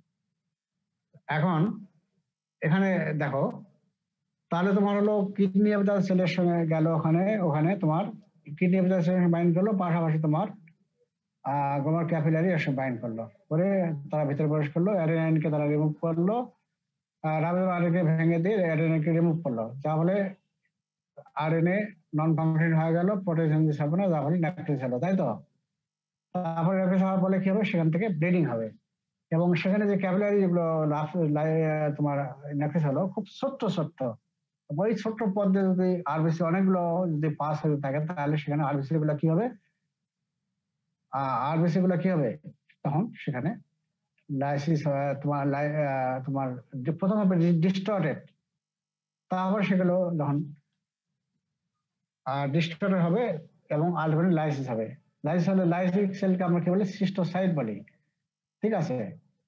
যা বলে এখানে এই জন্য বলা আছে micro angiopathic haemolytic anaemia. Micro মানে কি, ক্যাপিলারি কি একবারে ছোট্ট না, এটা একবারে এই ঠিক জন্য আছে বলা হয় মাইক্রো অ্যানজিওপ্যাথিক হেমোলাইটিক অ্যানিমিয়া, ছোট্ট। তারপরে সেখানে যখন ব্লিডিং হচ্ছে, সেই ব্লিডিং স্টপ করার জন্য তোমার সেই থ্রম্বোসাইট প্লাটলেট তখন এখানে চলে আসবে, ওটা বডি থেকে আসবে, এসে কি করবে, যেখানে তোমার ব্লিডিং হচ্ছে সেখানে তোমার অ্যাটাচ হয়ে থাকবে, ঠিক আছে? কিন্তু গোটা বডিতে কিন্তু তোমার প্লাটলেট তোমার থাকবে না, কমে যাবে, যাবে তোমার হলো থ্রম্বোসাইটে মানে হলো, তাই তো? আরেকটা কি হবে, কিডনি এপিথেলিয়াল সেলকে যখন যখন তোমার ডিস্ট্রয় করবে তখন হবে তোমার রেনাল ফেলার। তাহলে তিনটা, এই জন্য হেমোলাইটিক সিন্ড্রোমে তোমার তিনটা ফিচার বলা হচ্ছে। একটা হলো কি, হেমোলাইটিক অ্যানিমিয়া, তারপরে থ্রম্বোসাইটোপেনিয়া এবং রেনাল ফেলার, তিনটা জিনিস মিলিয়ে হলো হেমোলাইটিক সিন্ড্রোম, ঠিক আছে? আর হেমোলাইটিক সিন্ড্রোম তাহলে আর কে, একটা তোমার হলো O157H7 স্ট্রেন অফ ইন্টারহেমোরাজিক করতেছে, আর কি করে, সিগনালাইজেশন টাইপ 1, তাই তো নাকি? আর সোর্স অফ ইনফেকশন কি বললাম, আন্ডারকুক ওই মিট, হ্যামবার্গার, তাই না, হ্যামবার্গার, তাই তো? এগুলো খাইলে হচ্ছে। আর একটা হলো ডাইরেক্ট কন্টাক্ট উইথ ক্যাটল, হ্যাঁ, আবারও সমস্যা হচ্ছিল আমার। আচ্ছা, আরেকটা হলো যে এই ডায়রিয়াটা কাদের বেশি হয়, এই যে ডায়রিয়া হলে আমরা ট্রিটমেন্ট সাথে ওই ইনভ্যারিয়েবল আমরা খাই ওই কুইনোলোন ডেরিভেটিভ সিপ্রোফ্লোরাজিন আমরা খাই, কিন্তু এই ক্ষেত্রে কিন্তু ডায়রিয়ার চান্সটা বেশি হয়। তো এটা তোমাদের খেয়াল না রাখলেও হবে, এরকম কেস কিন্তু অনেক সময় পাওয়া যায়, আমি কিন্তু অলরেডি কয়েকটা কেস এখানে পাইছিলাম, কিন্তু এরকম পাওয়া যায়। আচ্ছা, তাহলে এই হলো ডায়রিয়া কেন হলো, এটা আমরা জানলাম। এখন ডায়রিয়ার টক্সিন ডিটেকশন কিভাবে করা হয় এটা তোমাদের প্রয়োজন নাই। টক্সিন ডিটেকশন কেমনে করা হয় এটা তোমাদের জানার প্রয়োজন নেই। এখন আমরা ল্যাব ডায়াগনোসিস আমরা আসি। ল্যাব ডায়াগনোসিস হলো ওভারঅল যে ডায়াগনোসিস সবগুলোই আমি এখানে নিয়ে আসতেছি। এখন যদি ইউরিয়া ট্র্যাক্ট ইনফেকশন হয় তার একটা ডায়াগনোসিস ভিন্ন হবে, তারপর ডায়রিয়া হলে তার একটা ডায়াগনোসিস ভিন্ন হবে, ঠিক আছে? এখানে দেখো স্পেসিফিক কালেকশন করবো on the site of infection. যদি তোমার ইউরিয়া ট্র্যাক্ট ইনফেকশন হয় তাহলে ইউরিন নেবো, তাই তো? ওয়ান ইনফেকশন হলে তাহলে নেবো আমরা পাস নেবো, ডায়রিয়া হলে নেবো ফিকাল ম্যাটার নেবো, স্টোন নেবো। যদি তোমার ইয়ে হয় কি বলে যে ম্যানেজারিস হয় তাহলে নেবো সিএসএফ। তারপরে যদি সেপ্টিসিমা হয় তাহলে নেবো ব্লাড নেবো ফর কালচার, তাই না? এই জন্য বলা আছে যে ওভারঅল ডায়াগনোসিস আমি নিয়ে আসছি। তাহলে যদি শুধু ইউরিয়া ট্র্যাক্ট ইনফেকশন হয় তাহলে তোমার স্যাম্পল করবো ইউরিন, আর যদি ডায়রিয়া হয় তাহলে ফিকাল ম্যাটার নেবো। এইভাবে তোমরা ভাগ ভাগ করে কিন্তু তোমাদের স্যাম্পল কালেকশন, আমি এইভাবে বলতেছি দেখি তোমার যে লাইন বাই লাইন লিখো তা কিন্তু নয়। তারপর আমরা করবো কি, মাইক্রোস্কোপিক এক্সামিন করবো, এটা ওভার সব ক্ষেত্রেই করলে আমরা তো অলরেডি পাই কি গ্রাম নেগেটিভ ওয়ার্ডস পাবো, তাই তো? তারপর করবো কি, কালচার করবো। কালচার করবো কোথায়, একটা জেনে রাখো, ম্যাককন্ডক্স মিডিয়া। আর ফাইন্যান্স কি, আমি অলরেডি বলেছি কি যে ল্যাকটোজ ফার্মেন্টা হলে পেল কলোনি, পিঙ্ক কলোনি হবে, আর ল্যাকটোজ নন ফার্মেন্টা হলে পেল কলোনি, এই জিনিসটা খেয়াল রাখবা, ফাইন্যান্স ওটা লিখবা। আর ইনকিউবেশন পিরিয়ড কত, 37 ডিগ্রি সেলসিয়াস, কতক্ষণ রাখি, 18 থেকে 24 ঘন্টার মধ্যে আমরা রাখি, এই জন্য বলা হয় ওভারনাইট। তারপরে ফাইন্যান্স কি, pink colony due to fermentation of lactose, এটাও খেয়াল থাকবে না তোমাদের। গ্রাম স্ট্রিং তো গ্রাম নেগেটিভ ওয়ার্ড, আর ম্যাককন্ডক্স ফাইন্যান্স এটা খেয়াল থাকবে না, থাকবে স্যার। তারপরে আর বায়োকেমিক্যাল যেটা, ওই যে কয়েকটা পয়েন্টস অবশ্যই বলবো, এখানে আমি লিখি নাই, ওই যে যেগুলো বললাম যে তোমার হলো একটা হলো যে কি বললাম, ওখানে ক্যাটালাইজ পজিটিভ, ক্যাটালিস হলো positive, oxidase negative. Oxygen negative, oxygen indole. তারপরে তোমার হলো ক্যাটালিস পাবলিস হলো, তারপরে ইন্ডোলটা পরে আসি, তারপরে তোমার হলো সুগার ফার্মেন্টেশন, এটা হলো ল্যাকটোজ ল্যাকটোজ ফার্মেন্টেশন। আর গ্লুকোজ ফার্মেন্টেশন অবশ্যই করে। আর যেগুলো বলো জিএমএসএস, এলএসএস, ওগুলো খেয়াল লাগলে রাখবা। আচ্ছা, তারপরে তোমার সাইটেট কে রিডাকশন করে, তাই তো? সাইটেট তাই তো? তারপরে তোমার হলো হাইড্রোজেন সালফাইড তৈরি করে না। আর মেইন যেটা খেয়াল রাখবে, ইন্ডোল তৈরি করে না। ইন্ডোলটা খেয়াল রাখবে কিন্তু অবশ্যই, ইস্কেশিয়া কলের ক্ষেত্রে ইন্ডোল তৈরি করে। ইন্ডোল পজিটিভ আর হলো ইউডিএস নেগেটিভ, এই কয়েকটা খেয়াল রাখবা।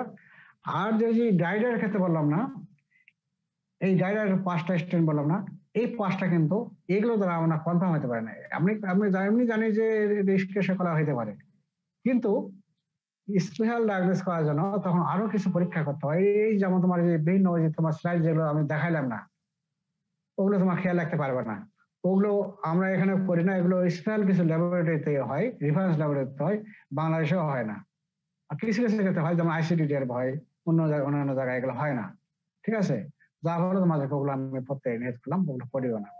শুধু এইটুকু লিখবা special test for enterotoxin Escherichia coli, enteropathogenic Escherichia coli, enterohaemorrhagic Escherichia coli, enteroinvasive Escherichia coli which are done in reference laboratory.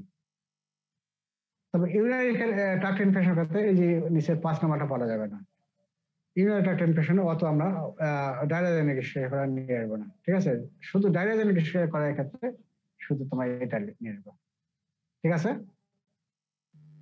G sir. তাহলে স্পেশাল কালেকশন করলাম। আচ্ছা, এখন তাহলে আমরা ওই যে প্যাথোজেনেসিস আর একটু বলি। তাহলে ডায়রিয়াজেনিক ইস্কেশিয়া কোলাই একটু আমরা বলি, তাহলে যদি সময় যাবে বেশি একটু বলি যে প্রথম কি হলো যে ইন্টারোটক্সিনিক ইস্কেশিয়া কোলাই, ওটা কি করলো তোমার শরীরের ভিতরে প্রবেশ করলো কার মাধ্যমে? কন্টামিনেটেড ফুড অ্যান্ড ওয়াটার, তাই তো? তারপর সেলের ভিতরে প্রবেশ করলো, করে তার টক্সিন তৈরি করলো। কি ধরনের টক্সিন করলো? 2 ধরনের, একটা হিট স্টেবল এবং হিট লেবাইল, তাই তো? হ্যাঁ, হিট এবং এগুলো কার মাধ্যমে সেলের সঙ্গে কার সঙ্গে বাইন্ড করতেছে? কার মাধ্যমে? CFA1 এবং CFA1 আর 2 এবং 2 এর মাধ্যমে বাইন্ড করলো। বাইন্ড করে তারা কি করলো? সেলের ভিতরে প্রবেশ করলো এবং তার মধ্যে টক্সিন তৈরি করলো। টক্সিন 2 ধরনের, একটা হলো হিট লেবাইল, হিট স্টেবল। হিট লেবাইল এবং হিট স্টেবল দুটারই পার্ট, দুইটা এ এবং বি। বিটা বাইন্ডিং করলো আর এটা সেলের ভিতরে প্রবেশ করলো। করার পরে কি হবে? তারা একদিকে দুই ভাবে কাজ করতেছে। একটা হলো অ্যাডেনাইন সাইক্লেজকে অ্যাক্টিভেট করতেছে, আরেকদিকে এই করতেছে কি হিট স্টেবলটা গুয়ানিন সাইক্লেজকে অ্যাক্টিভেট করতেছে। যারপরে কি হচ্ছে? একটা দিকে সাইক্লিক এমপি বাড়া যাচ্ছে, আরেক দিক দিয়ে সাইক্লিক জিএমপি বাড়া দিল। দুটা বেড়ে গেলে কি হবে? তোমার হবে কি? এদের কাজ হলো ওয়াটার সেল থেকে ওয়াটার এবং ইলেকট্রোলাইটকে সিক্রেশন করবে, কিন্তু আর ইন্টেস্টাইন লুমেনে যেগুলো আছে একে ওয়াটার এবং ইলেকট্রোলাইটকে অ্যাবজর্ব দিবে না। যার ফলে ইন্টেস্টাইনাল তোমার ওয়াটার পরিমাণ বেড়ে গেল, হাইপার অসমোটিক হলো।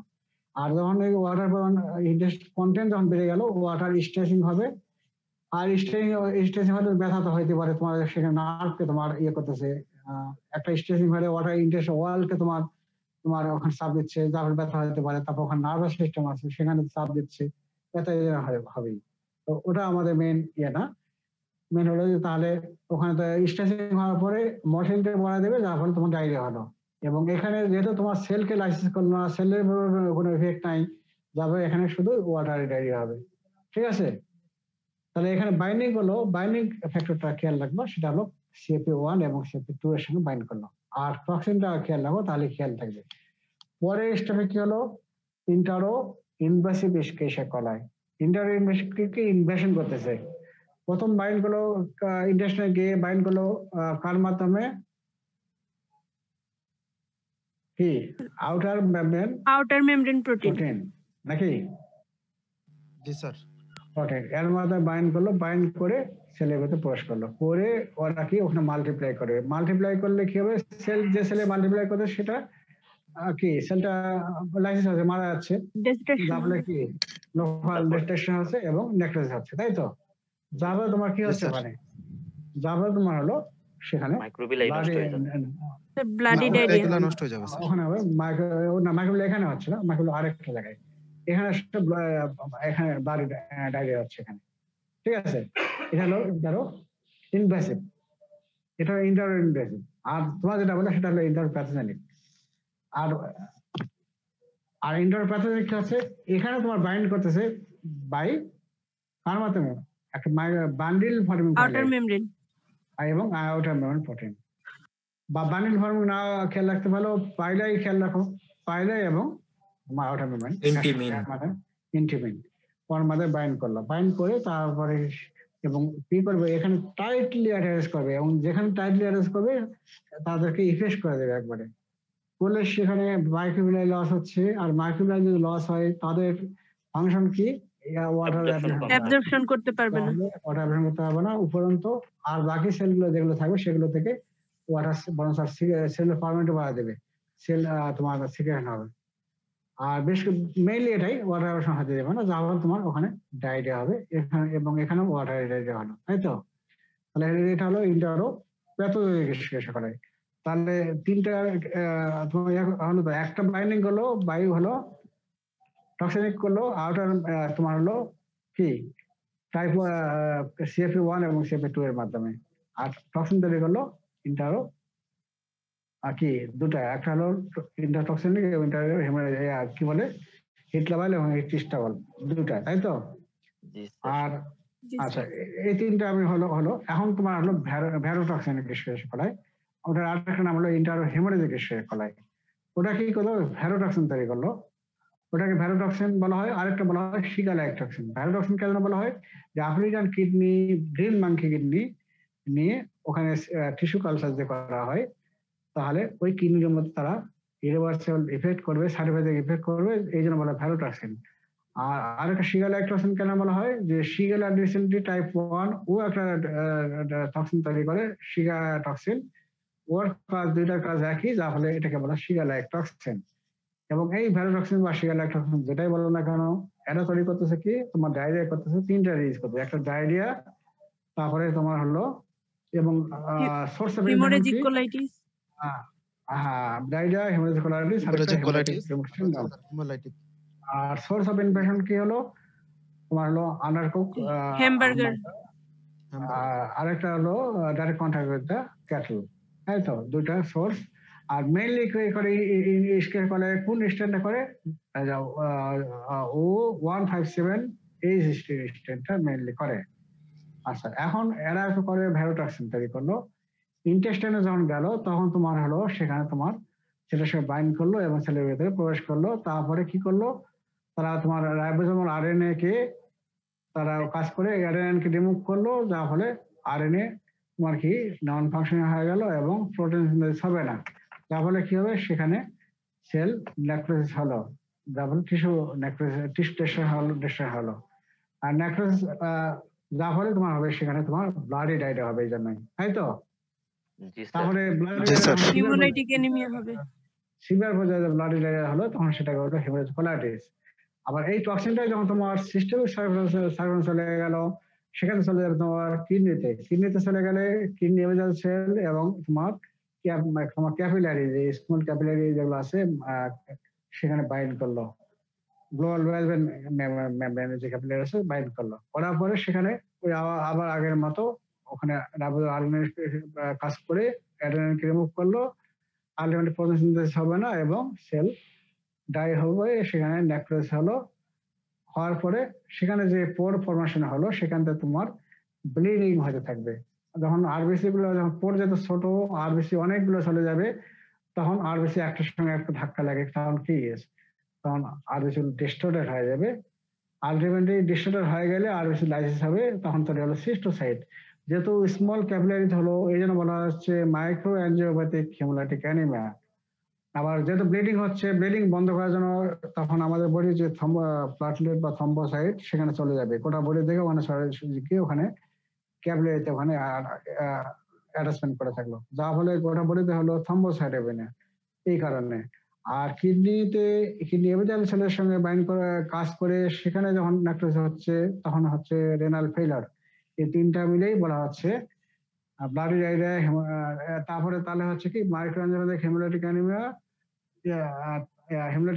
তারপর হেমোলাইটিক কোলাইটিস এবং তারপর হলো রেনাল ফেইলার। তিনটা মিলে বলা হচ্ছে হেমোলাইটিক সিনড্রোম, হাস।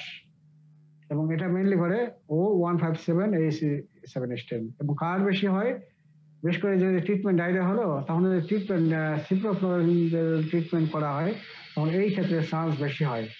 এবং হেমোলাইটিক সিনড্রোম কে কে করে, একটা হলো তোমার হলো এই যে তোমার ইন্টারো হেমোলাইটিক ইস্যু করায়, আরেকটা করে কে সিগুলার ডিসেন্ডি টাইপ 1, তাই তো? এই দুটা করে। ডায়াগনোস কিভাবে করবো, একটা যদি ইউরিন ইনফেকশন হয় তাহলে ইউরিন নেবো, তারপর তোমার যদি ডায়রিয়া হয় ফিকাল ম্যাটার নেবো, তারপরে তোমার নিউরাল মেনিনজাইটিস যদি হয় তাহলে সিএসএ নেবো, ওয়ান ইনফেকশন হলে নেবো আমরা পাস নেবো। তারপরে আমরা এইভাবে নিয়ে তারপরে আমরা প্রথম করে মাইক্রোস্কোপ এক্সাম করবো, করলে কি গ্রাম নেগেটিভ ব্লাড পাবো। তারপর কালচার করবো অ্যাক্টোনিক জায়গাটা, যেহেতু ল্যাকটোজ ফার্মেন্টার তাহলে কি করবে পিঙ্ক কলোনি হবে ডিউ টু ল্যাকটোজ ফার্মেন্টেশন। তারপরে আমরা কি বায়োকেমিক্যাল টেস্ট করবো ফর কনফার্মেশন। বায়োকেমিক্যাল টেস্টের মধ্যে আমরা কি করব, ক্যাটালিস্ট টেস্ট করব পজিটিভ, তারপর অক্সিডেজ টেস্ট নেগেটিভ, তারপরে ফার্মেন্টেশন করবো, তারা গ্লুকোজকে ফার্মেন্ট করবে আর মেইনলি যেটা ল্যাকটোজ ফার্মেন্ট করবে, তাই তো? তারপরে তোমার আরেকটা মেইন জানতে হবে ইন্ডোল ফার্মেন্টেশন, এটা অবশ্যই বলতে হবে এখানে ইন্ডোল তারা পজিটিভ। আর নাইট্রেটকে তারা রিডাকশন করে না, হ্যাঁ নাইট্রেটকে তারা রিডাকশন করে না, আর হাইড্রোজেন সালফাইড এটাও তৈরি করে না। তারপরে ওই স্পেশাল আর কিছু টেস্ট আছে সেগুলো reference laboratory, only done in case of এই ডায়রিয়া যেটা বিশ্লেষণ করা, এগুলো কনফার্ম ডায়াগনোস করার জন্য এগুলো করা হয়, নতুবা করা হয় না। আর ইস্কেশন কলাই কি কি ডিজ করে, একটা ইন্টেস্টাইনাল আর একটা হলো এক্সট্রা ইন্টেস্টাইনাল। ইন্টেস্টাইনাল কি ডিজ করে, ডায়রিয়া, আর এক্সট্রা ইন্টেস্টাইনাল কি করে, প্রথমে বলতে হবে ইউরিনারি ট্র্যাক্ট ইনফেকশন 90% ক্ষেত্রে তারা করে। আর নিউরোনেট কি করে, নিউরোটাল মেনিনজাইটিস, তারপরে ওন ইনফেকশন করবে, তারপরে তোমার হলো কি করবে সেপ্টিসেমিয়া, তারপরে ব্লাডে গেলে Appendicitis করবে স্যার, মেনিনজাইটিস। আর তার তোমার ইন্ডিয়া তার অ্যাবডোমেনে যে তোমার পাশাপাশি অর্গানিজম অ্যাপেন্ডিসাইটিস করতে পারে, appendicitis পলিসিস্টিস করতে পারে, আর গোটা পেরিটোনিয়ামকে এফেক্ট করলে পেরিটোনিয়াইটিস। এই তো তোমার হলো ইস্কেশন কলাই। এখন কি খুব কঠিন মনে হচ্ছে? না স্যার, সহজ আছে স্যার। না স্যার, অনেক বড় চ্যাপ্টার। জি স্যার। এগুলো তোমার কিন্তু বই থেকে তোমার খুঁজে দেখো, বইতে পাবাই না তোমার। কিন্তু এগুলো কিন্তু তোমাদের কিন্তু পরীক্ষা আসে, অনেকে মনে করছে স্যার এত পড়াচ্ছে, আমি কিন্তু তোমার দেখো ওই বেশি পড়াতে চাই না, কিন্তু তোমার কোশ্চেন তোমার আমি এই জন্য বারবার করে বলি যে তোমার কোশ্চেন দেখো, এখন থেকে কোশ্চেন সলভ করার চেষ্টা করো, তাহলে তোমার পড়তে তোমার সুবিধা হবে। তাহলে বুঝতে পারবে যে আমি বেশি পড়াচ্ছি না কম পড়াচ্ছি। এবং কোশ্চেন দেখে তোমরা পড়ো, তাহলে বুঝবা কোনটা পড়তে হবে এবং কোনটা পড়তে হবে না। ঠিক আছে? আমি সব পড়াচ্ছি সেটা সবই পড়তে হবে না, আমি তোমাকে বলে দিচ্ছি যে এইটা তোমাদের পড়তে হবে না। ঠিক আছে স্যার, আর যা বলেও দিচ্ছেন তো স্যার কোনটা কোনটা পড়তে হবে স্যার। এইভাবে তোমরা পড়ো, তাহলেই তোমাদের কঠিন মনে হবে না। তো কালকে পড়াবো, আগামীকালকে পড়াবো তোমাদের হলো সালমনেলা পড়াবো স্যার। আগামীকাল 10টায় স্যার। 10টায়। জি স্যার। ঠিক আছে, থ্যাংক ইউ। ঠিক আছে স্যার, আসসালামু আলাইকুম স্যার, ধন্যবাদ স্যার। হ্যালো।